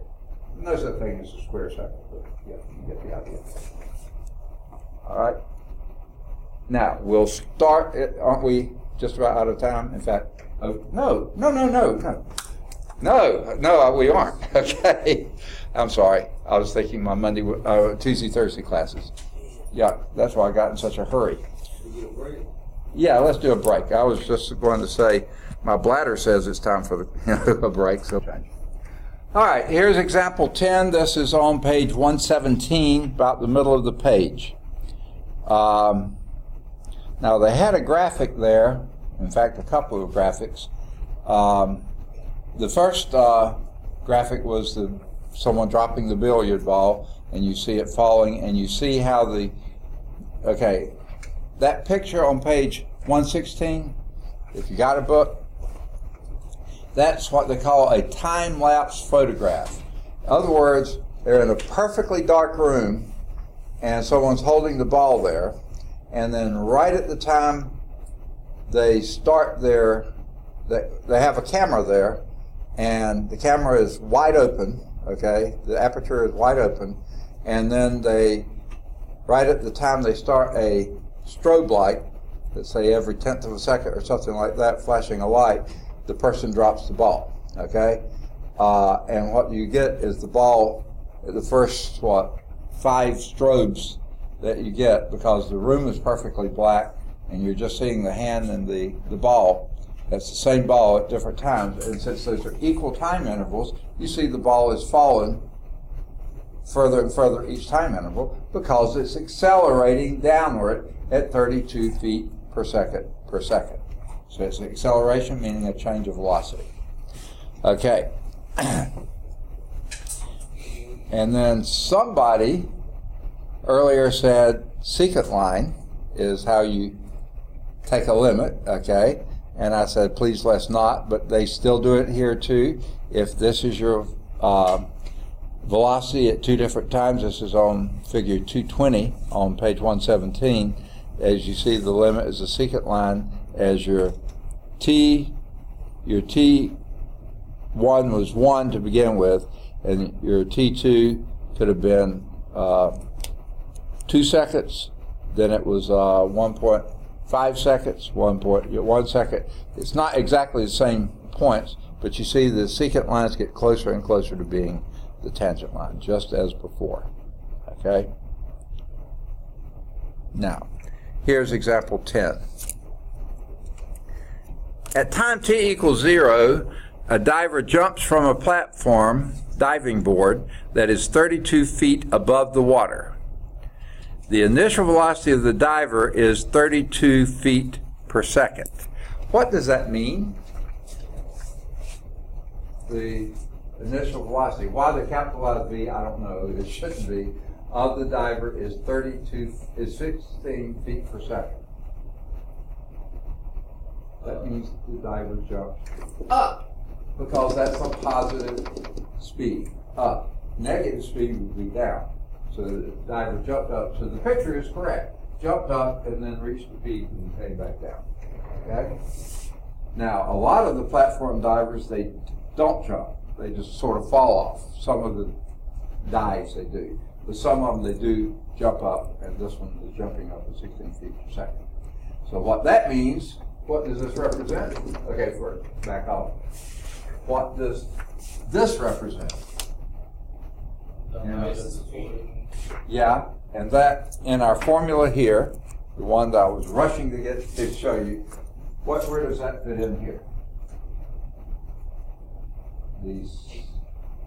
Say again? Would it be the S? The S0. Yeah, that is your initial height. Okay? That was the, oops, went the wrong way. So that's the 32 feet. Initial height was 32 feet above the water. Okay? That's your S of 0. Would the V in respect to the 0 beside a dot just be the 16? Okay, what that usually means is, if you think of that as a 0 at time t equals 0, okay, or you can think of that as, oh, that would be original, your original displacement. And you're standing up there. What's your displacement then? 32 feet. Okay? So you can either think of it as 0 initial, or you can think of it O for original. I don't know which one it really is, but they both look the same. But it means the same. So what would this be in our formula here? V0T. That's your V0, that's your initial velocity, because that's what it was right when he jumped. Okay, so right when he jumped. Okay, so this is your V0. So this represents S. Where is my pen? Okay, no, that's not right. Ah, there it is. This is your S0, and this is your V0. That's initial displacement, that's your initial velocity. Okay, the question is, when does a diver hit the water? When it splashes? No, that's not what it means. How can you figure that? Well, what formula do we have? That one, okay? Now, tell me something about when the diver hits the water. What are some of the parameters we know then? That's right there is where he hits the water. What's his height then? So what's his height? Yeah, when he hits the water. I mean, not how tall he is, but how far above the surface of the water is he when he hits the water? Before he hits the water? Right when he hits the water. 0. 0, okay? So therefore we use this formula here, but your T, your S there is 0 at that time we're looking for. T is what we're looking for here. When does he hit the water? That's T is the unknown here, okay? And our equation is S of T is equal to -1/2 GT squared plus V0T plus S0, right? That was from here. Got it? What was your G, since we're dealing with feet and dealing with feet per second? What G do we use? 32, 32 feet per second squared, okay? Now I'm probably going to leave off units in a bit, okay? So what we know is when he hits the water, this is equal to 0, okay? Say again? Yeah, plug in 0 for S. So now the formula is, I'm going to, we're solving for T, I'm going to take that out of here now, but remember that's what we're solving for, okay? Because I need the room to write. Okay, so you got 0 is equal to, and what's negative 1/2 of 32? Negative 16 t squared. And what was your V0? Bless you. Bless you. Sorry. Bless you. Sorry. What was your V0? 16 plus 16t. Okay. And what was your S0? Plus 32. There is the equation we have. When it hits the water, that's the height then is going to be 0. And this will be from your 1/2 16, 1/2 32. That's from your V0, that's from your S0. Now, what's the first thing you might notice you can do to that quadratic equation? One more time.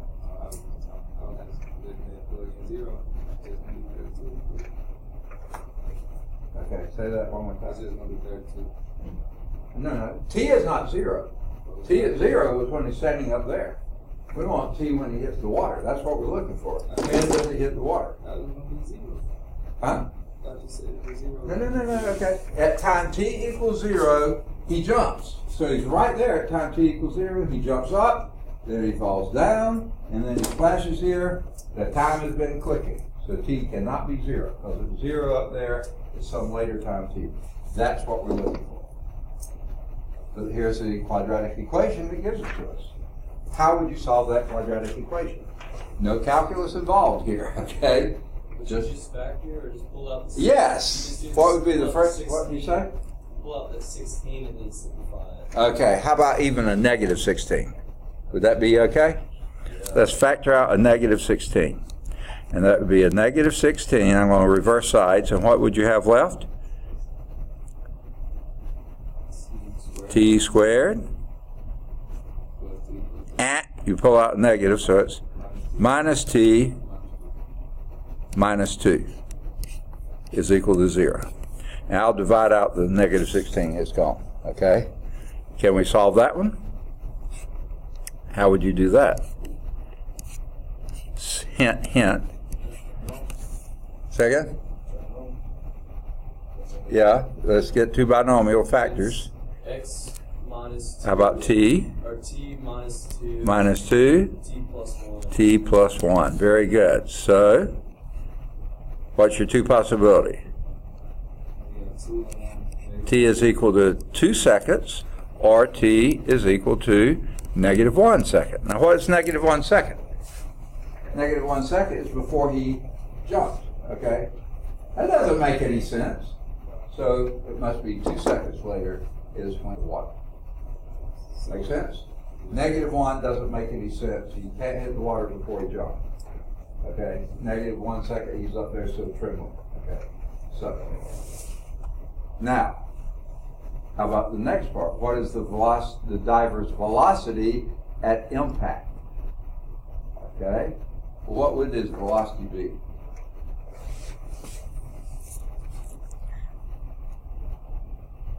Okay? Now, I don't... Yeah. Velocity, which is V, is also sometimes called S prime, right?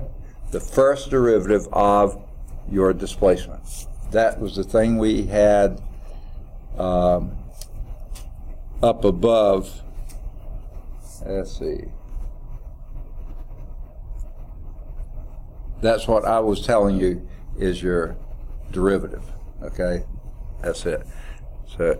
So what we've got to do is take the derivative of the function, okay? So we go back to the original function, not this thing, the original function. So what is S prime of T? You tell me. Whereas she is 32. Wait, are we taking the derivative of the Okay. negative 16? Yeah. Okay, let me rewrite that then, because I see it is being a little confusing. So let's write that S of t.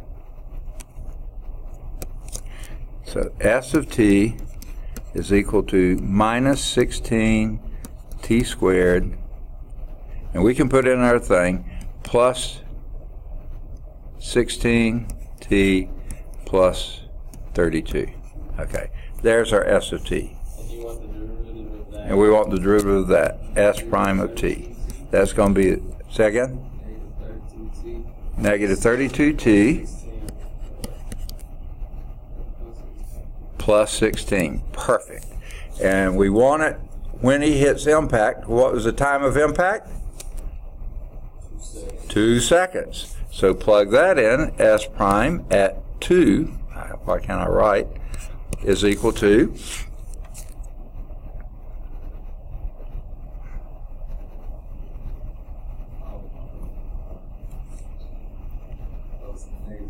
negative 64 plus 16, which would be negative 48 feet per second. So that means he's traveling at 48 feet per second when he splashes in the water. Now that's a fairly tall board. I'm trying to think what they use at the Olympics. Is it 10 meter and 5 meter boards? Is that what they use for the platform dives? I think that's right. So this is just a little, this is really not too far from a 10 meter board. That's going pretty fast, okay? 48 feet per second is moving along pretty nicely. Now, if you'll notice at the Olympics, or any time if you go and watch swimming and diving competitions, do you ever go at Auburn to see the competition? Huh? Let's go football. Right, let's go, good old Alabama. Okay, so if you ever would go, if they are jumping off the high dive, usually they have something disturbing the water. They have a spray in the water or something. Because water has a pretty significant surface tension. And if you hit that when it's perfectly flat and still, he could easily break a finger. If he didn't have his thing right, if he had his head stuck out, he'd break his neck. Because that is a pretty good velocity coming into the water there. Okay? But anyway, that's beside the point. Let's see how they did it. Okay? So, yes. Is there another question? what's the velocity at impact is minus 48 feet per second. Yeah, that's it. S prime at 2 seconds is minus 48 feet per second. Okay? So, here's how they go.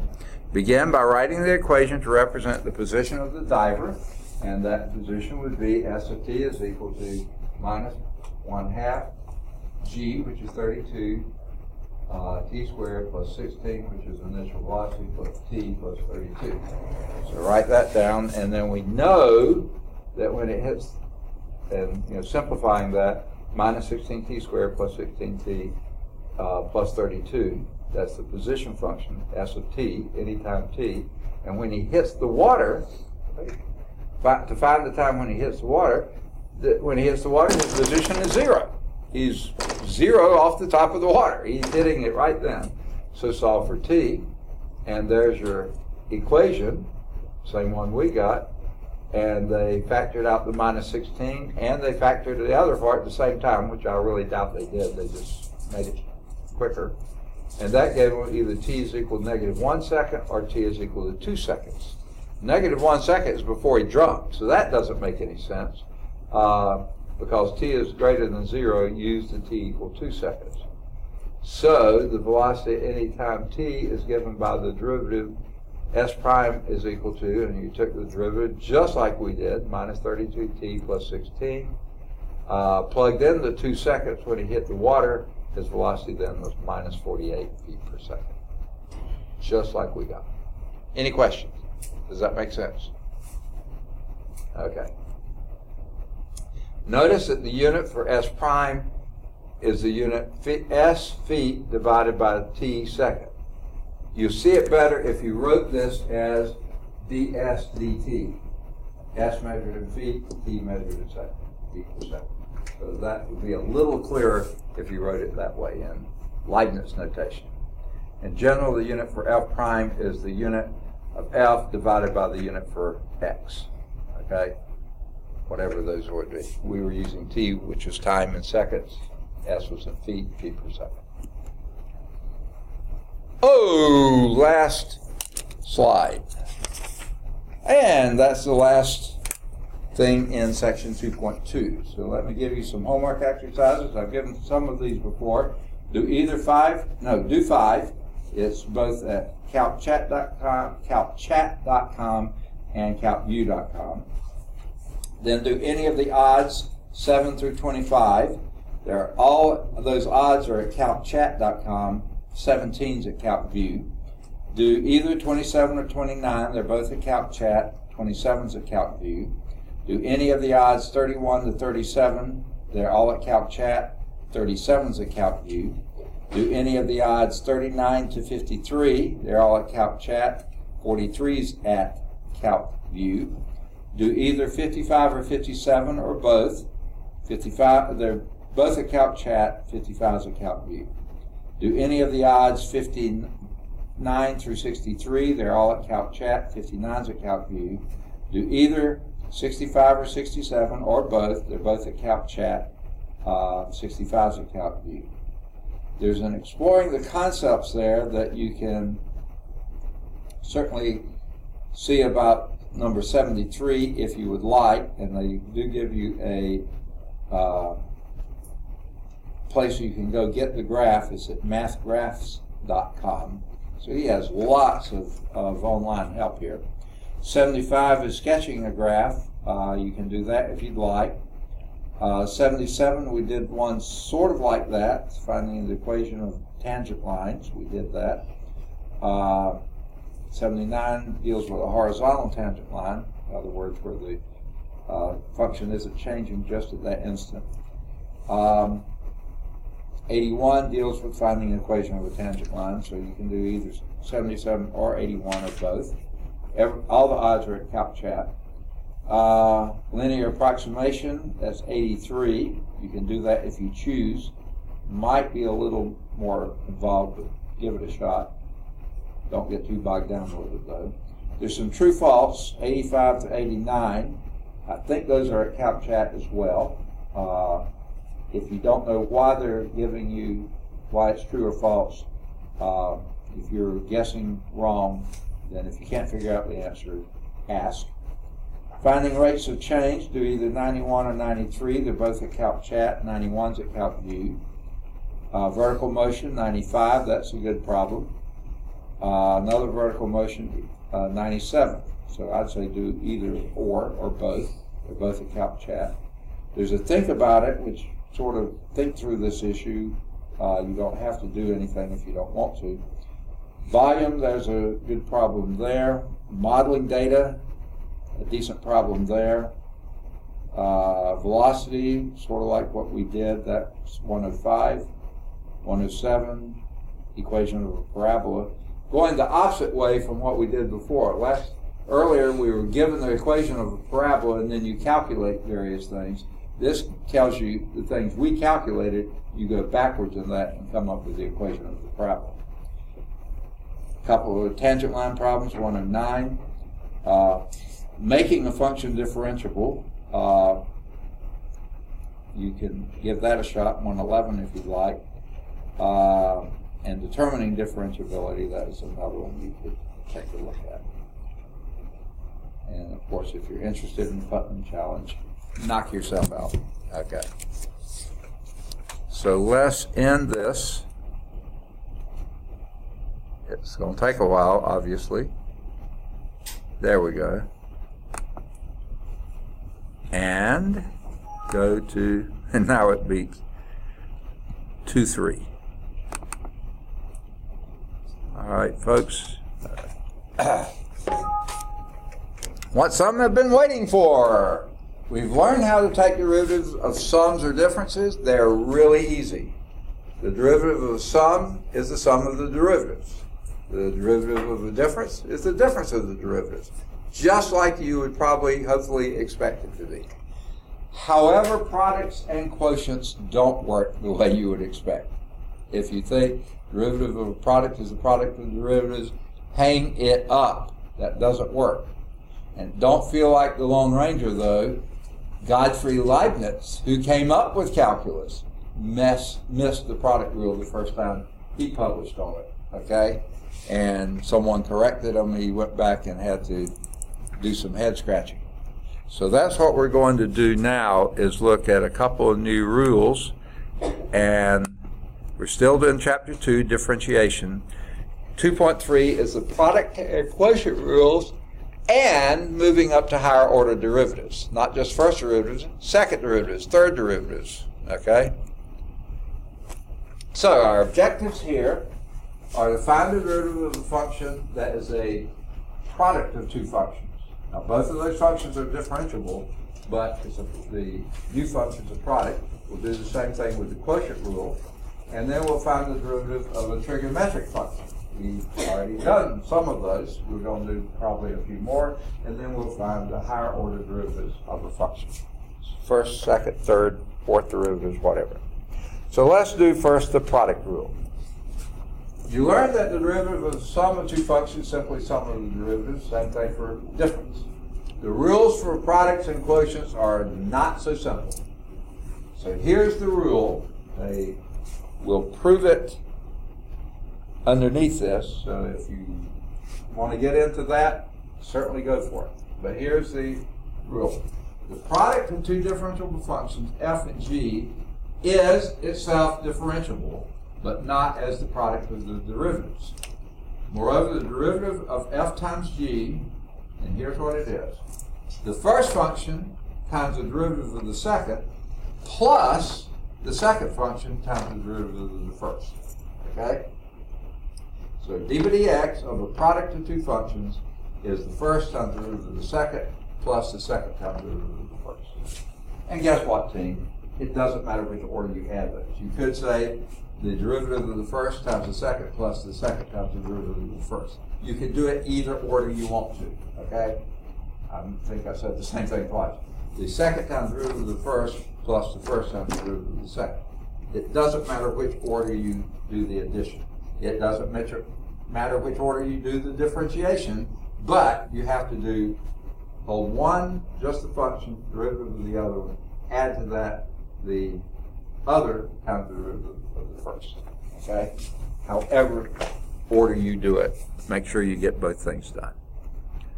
Okay. Now this can be extended to cover products involving more than two factors, okay? And here's what that becomes. So let's say we have three differentiable functions. You take the derivative of all three. It's the derivative. Now this time they're doing derivative first. It doesn't matter. Derivative of the first times the product of the other two, plus the derivative of the second times the product of the other two, plus the derivative of the third times the product of the other two. And again, it doesn't matter which order you do those. Okay? Now, most of the time, I don't ever memorize this one. I know the other one because I use it often enough. Usually what you do with this is do the first two and then do the second. And you'll see it winds up being the third one. It winds up being the same thing. So, what do you think the derivative of x squared, here they have you doing 3 before they have you do 2. What's the derivative of x squared sine x cosine x? What would be your guess? 2x cosine x. 2x times sine x times cosine x, that's the first term.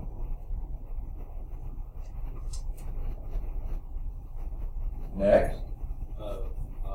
X squared cosine x. Yeah, which you can call cosine squared x, right? Yeah. Okay, that's the second term. Third term. X squared sine x and negative sine x. So that would be a minus x squared sine squared x. Perfect. Okay?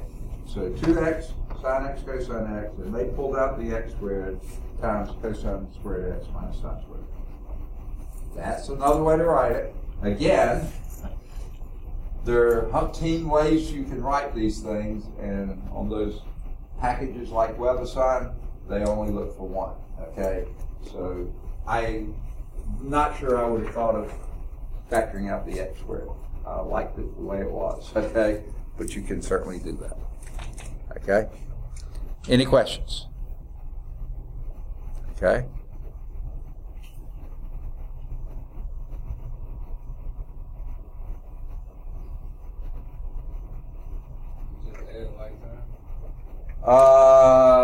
If you had any, yeah, you would. But see, this one doesn't have any. It says sine and cosine with an x, x squared with a cosine squared, x squared with a sine squared. None of those terms are like terms. But you can factor out what you can. How do you get cosine squared? Say again? How do you get cosine squared? How do you get it? Is that what you're asking? Okay. Just cosine x times cosine x is cosine x. Okay. You're doing, like here, the first times the derivative of the first times the product of the other two, the derivative of the second times the product of the other two. And the second here is sine x. Its derivative is cosine x, remember? Times x squared times cosine x. Well, cosine x times cosine x is cosine squared. Derivative of this one times this one. So cosine times cosine squared. So you, Yeah. It's just three different factors, and two of them happen to be the same. And this one, the derivative of this one is minus sign, so move the minus sign out front, x squared sine squared. Now, you see, don't mean to be picky about it. You could factor an x out on everything, have 2 sine x cosine x plus x cosine squared x, and then factor out that. There's a dozen ways you can write that answer, and how in the world they determine what's the best one. There is no best one. Different ways you can write it. Okay. That was, they jumped way over to that.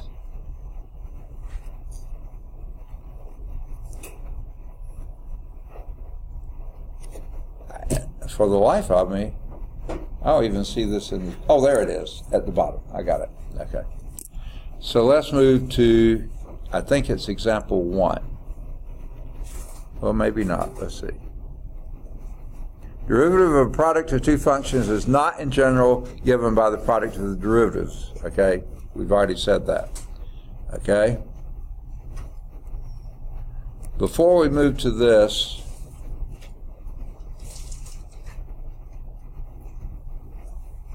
oh, okay. Let's do example 1. Find the derivative of h of x, where h of x is 3x minus 2x squared times 5 plus 4x. Now, they say using the product rule, let's use the product rule. Is that the easiest way to do this problem? No guarantee on that, but let's do it. So how would you do the product rule? Let me get my pen back. So what we're looking for is h prime of x. And what would that be? You tell me. Help me, help me.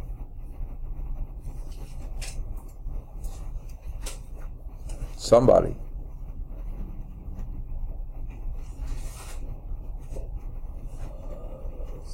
That one's going to be, you're going to do, the first part's going to be 3, yeah, Okay, he's taking the derivative of the first. Yeah. That would be 3 minus 4x. And then do the 5 plus 4x. times 5 plus 4x. The derivative of the first times the second, that's fine. Plus and then 3x minus 2x. 3x minus 2x squared times 4. Done. So we need to now multiply and combine like terms. So let's multiply that first. What does that give you? 15 plus 12x. That would be minus 8x, right? Because the minus is with the 20. And last, minus 16x squared plus, if you multiply that through, what do you get? 12x minus 8x squared. Okay, now we combine like terms like you were suggesting before, and what does this give us? 15. And negative 24x. Okay, that'll be in there. I'm just going to go on and do the plus 4x minus, what you say, 24x squared. Okay, that's what I think the answer is. Can anyone think of another way to do this problem? I'm not saying it's any easier. Second? Quadratic. Okay, I'd rather not. Okay, if there is a way to do it, second, multiply to begin with and then see. So let's multiply. Second? Let's see what happens. I think, let's do h of x. Let's multiply first. And what does that give us? 15x. Okay. Oops. 12x squared. Plus 12x squared. Negative 10x squared. Negative 10x squared. Negative 8x. 8x cubed. Now let's combine like terms, okay? What would that be?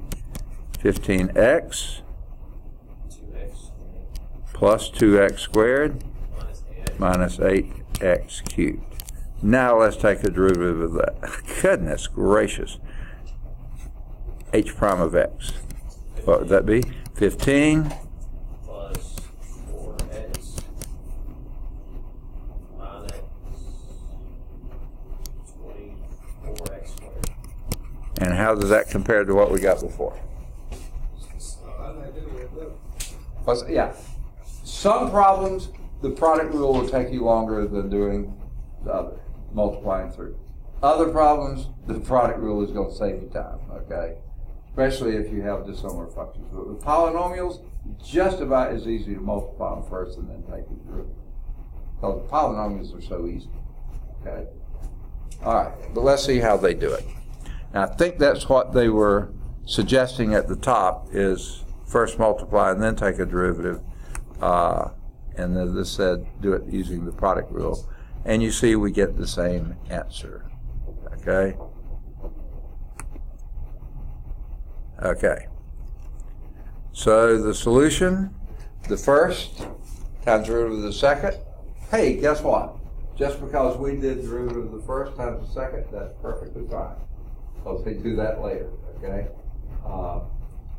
It doesn't matter which order you do, because it's a plus sign, multiplication, addition, commutative, associative, everything. All right, so that one would then be, that was our second term. That would be 3x minus 2x squared times 4 plus 5 plus 4x times 3 minus 4x. Okay? Derivative of the second. Okay? And when you multiply those together, you get the same thing we did. Add those together, you get 24x squared plus 4x plus 15. Now, they skipped a lot of steps, but got the right answer. Or they didn't show the steps. I'm sure they did the steps. Do you want us to put it in order by the exponent?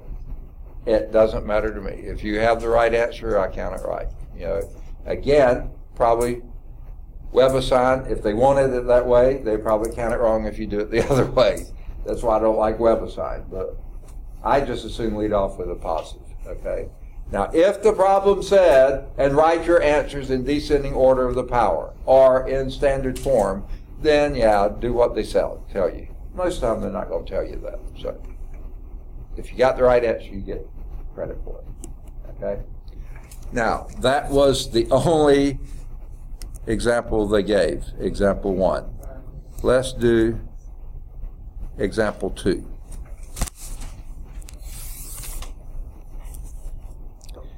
Find the derivative of y is equal to 3x squared sine x. Hey, that one, there's no multiplying first. It's already multiplied. To take the derivative, what do we do?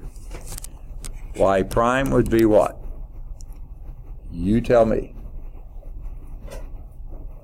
Help me. It's going to be 6x. Okay, you're taking the derivative of the first, that's perfectly fine. 6x times Sine x. sine x times the second.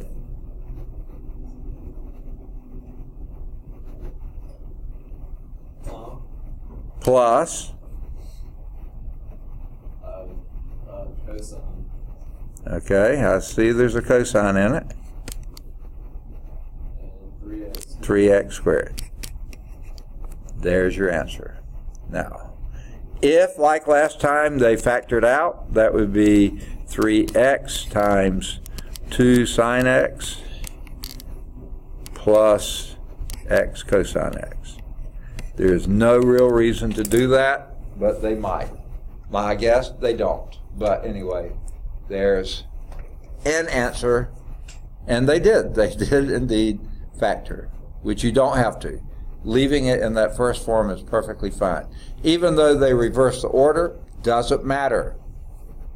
Addition and multiplication are commutative. So 3x squared cosine x plus 6x sine x, which is 3x times x cosine x plus 2 sine x. Yeah, perfect. Okay? I think what I'll do is erase. Anyone need that up a little longer? Everybody got it? Everybody? Yeah? Okay. So let's do example 3.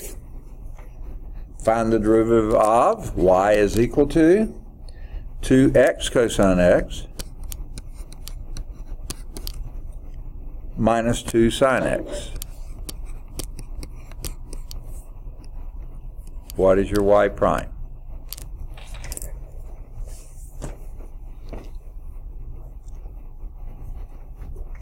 Now, on this one, you only need the product rule here and just take the derivative there, okay? So, but remember, this is going to have 2 terms and you got another term, okay? So, how would you proceed? You tell me. Say again? Just writing it down. Oh, okay. Permission granted. Okay. That's not wrong. You tell me what to write down. Is that like the standard problem? Is that what? The standard problem like that, okay? Okay. That's the first part. Okay. The first part is a product of 2 functions. You know what I'm saying? Okay. Which one's f of x and which one's g of x? Okay, it doesn't matter. You can name it anything you want to. This is a difference function. So once you do this, then you just take minus the derivative of that. That'll be So this is the only part that's the product function. That's just the derivative. Do that at the second part. They're just combining a product with this difference. So you gotta do the product rule of 2x cosine x, and then you gotta do the product rule of 2 sine x, is what you're saying? If you wanted to do that, you can, but guess what? 2 is just a constant. When you take the derivative of that, it's 0, so that second term's not going to make any sense. I mean, it'll just be 0. So that you can just do. If you didn't know the product rule, you can do the second one, right? We did something like that. Let's do the product rule of the first. What would that be? 2 sine x. 2, and now wait. Don't do the derivatives of both. oh, okay. 2 cosine x? 2 cosine x, that's the first part. Minus 2 sine. Minus what? 2 sine x. Okay, wait. Do the product rule for this one first. 2 cosine x is the first part, and what's the second part? Oh, that. 2x. 2x Negative sine x. times the negative sine x. So now I'm going to change that plus to a minus. Oops, I didn't mean to change the whole thing. Okay. There's the derivative of the first term. What's the derivative of the second term?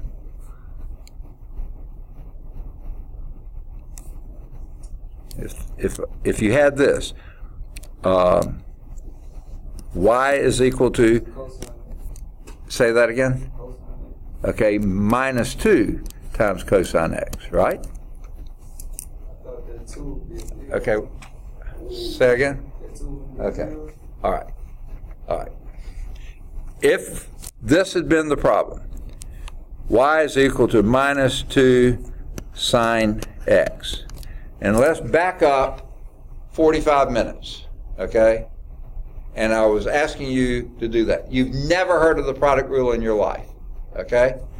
What is y prime here?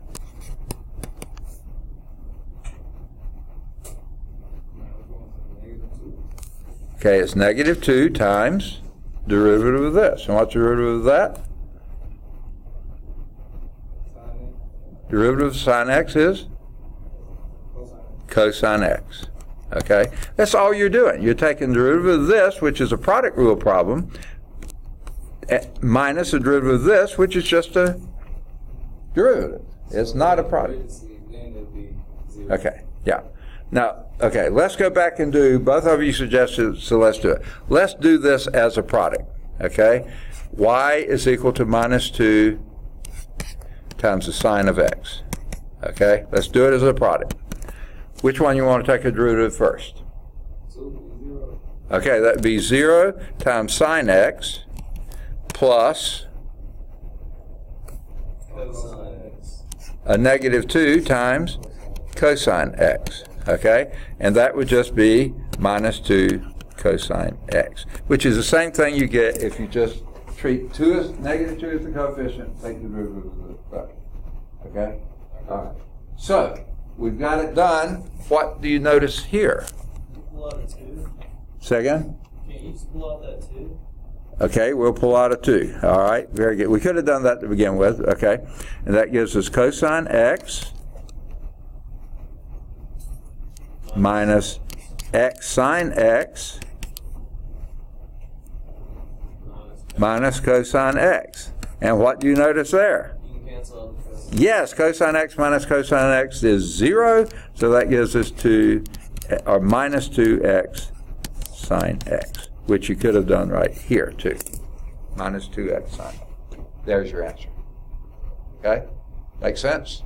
So do the quotient rule only when you need to do the quotient rule. When it's just a constant, don't. Just pull the constant out, take the derivative of the other part.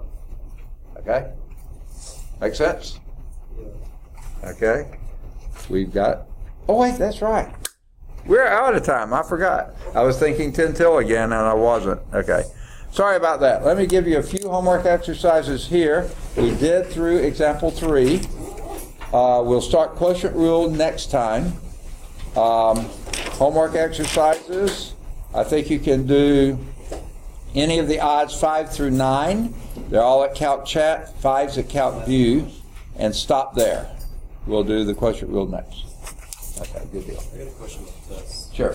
Okay, so I got some different answers. I'm like, why? On this one right here, and you have anyone coming from the left, right? Right. At all the ancient rule, we did problems like this. Basically, that little small number over there divided by that small number. Doesn't that equal positive infinity? Okay. Does that make sense? All right. I'll be right about that. So it makes more sense. So when you do this problem right here, Right. I'll work it out for you. Yeah. Nice. All right, you too. Thanks. Okay, so you get that. Oh, by the way, have a good weekend. I forgot to say it. Oh, yeah, we did. You get that 9 over 9, right? Because you do Right. the square root of the 81, and then you get 81 minus 81, like, with that little minus up there, and you basically get that just little small number left, right? Wouldn't that just equal positive infinity? Okay, right. Okay. This gives you 0 over 0. Yeah, it gives you 0 minus. That's an indeterminate form. That minus don't mean crap up there? Like when It just means you're approaching 81 only from the left-hand side. Okay, I'm sorry. That's all it means. Okay. So you're approaching 81. 81 minus, so that's indeterminate form. So what you do then is, Just conjugates. right? yeah. Is that correct?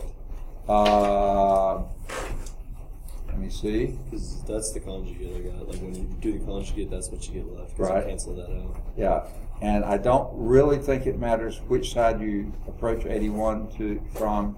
I think you'll get the same thing. So if that's what you get, I wouldn't be at all surprised if that's not correct. Okay. And then right here, I was super confused. Determine the limit as x approaches 1, or when x approaches 1, when Okay, but again, you got two parts here. Yes, you got that. You can't equal 1 right there, right? Well, there is anytime x isn't equal to 1. And what would that be? When x equal to 1, what would it be? It would just be 2. A 2, anytime it's not equal to 1, that would be a straight line, negative slope, y-intercept up to 3, slope of negative 1, but it doesn't have a value x equal 1. There it would be a negative 2, okay? But the value x equal 1 is 0. So the line is down here, the value's up here. Okay. Does that have a limit as x approaches 1? No, it does not. Or it does have a limit, but I thought the limit would just be 0, since if x can't equal any other number besides 1, then it would just be 0. Well, the limit would be what it comes from the left and right if they're the same value, and that would be 1. Or is it 1? Is it 1? If they both come in the same limit? It's 2, isn't it? Can you show it on the board for me? Yeah. You want me to show it on this, or? Just some way. Like, Okay. I understand what you're saying. It's just like I can't see the graph, so it's Okay. I'm a visual learner. Okay. At least you're a learner. That's the good part. Okay. Okay, there's the graph. There's the function. Yeah, There's a hole up here, and that's at 2. The limit of this as x approaches 1 from the left is 2. As it approaches from the right, it's 2. It's 2. It just happens to be at 2. It's not, it's a different value. But as soon as it hits that 1, it's a 0, right? Yeah, There's when a it hits hole. at x equal 1, the actual value is that. So The what? limit Yeah, is but the 2. limit is still 2. Because It's from the left and the right of the same value. That's the limit. and you could just find that out by just plugging in 1. Like, what would be your way of determining that answer? Just Well, plug in either 1. draw a graph like I did and leave a hole there, Yes, sir. or actually put in 1 and see what the limit is coming either direction. It's not the same value as that. Yeah. So I'm gonna go home and work on this. When does Okay. this exactly due? When is the anytime that you finish it, just get it to me before I give you the next one. Okay, yes sir. Yeah. I'm just gonna go home and work on it. Okay. I've been working on it. Looks like you're doing well. Yeah. Okay, I was making sure because I don't try to use like the internet at all to like do this test, but I will use it to check my answers. Okay. I'm not even gonna lie. Like I'll check my answers and like computer's already stupid enough because computers don't recognize the from the left or the right. They don't recognize that. Oh. Yeah, mine is just it recognizes just the basic limits, and I got 2 different answers, and I trust me more than the computer. But Right. Yeah. Yeah. All right. Yeah. Thank But you. that's the limit is if it's from the left and right, it's the same. If they were like this, no limit. No limit. That there is a limit. It's just that the function. Is the hole on the graph? Yeah, and that's a discontinuous function because the limit of the function is not the same as the value of the function. So it's not continuous. And then on this one right here, is that the one where we try to factor it out? And like, didn't you try to do like, don't you like circle part of it out, or can you just take that 5 out, or what? I got 0 because when you do all this and like get it down to its basic form, if you plug in 0, it just gets 0. Yeah. Well, that one, if you recall, let me put my. I don't marker have. in I need to front. get the book. I don't have. Oh, you don't have the book. Okay. It's- Well, you can go and watch what we did in class. Oops. Actually, so I'm gonna. If later after you explain this to me, do you care if I take a picture of the book though? Oh no, I don't mind at all. Okay. You can even take my picture. No, I'm just kidding. Okay.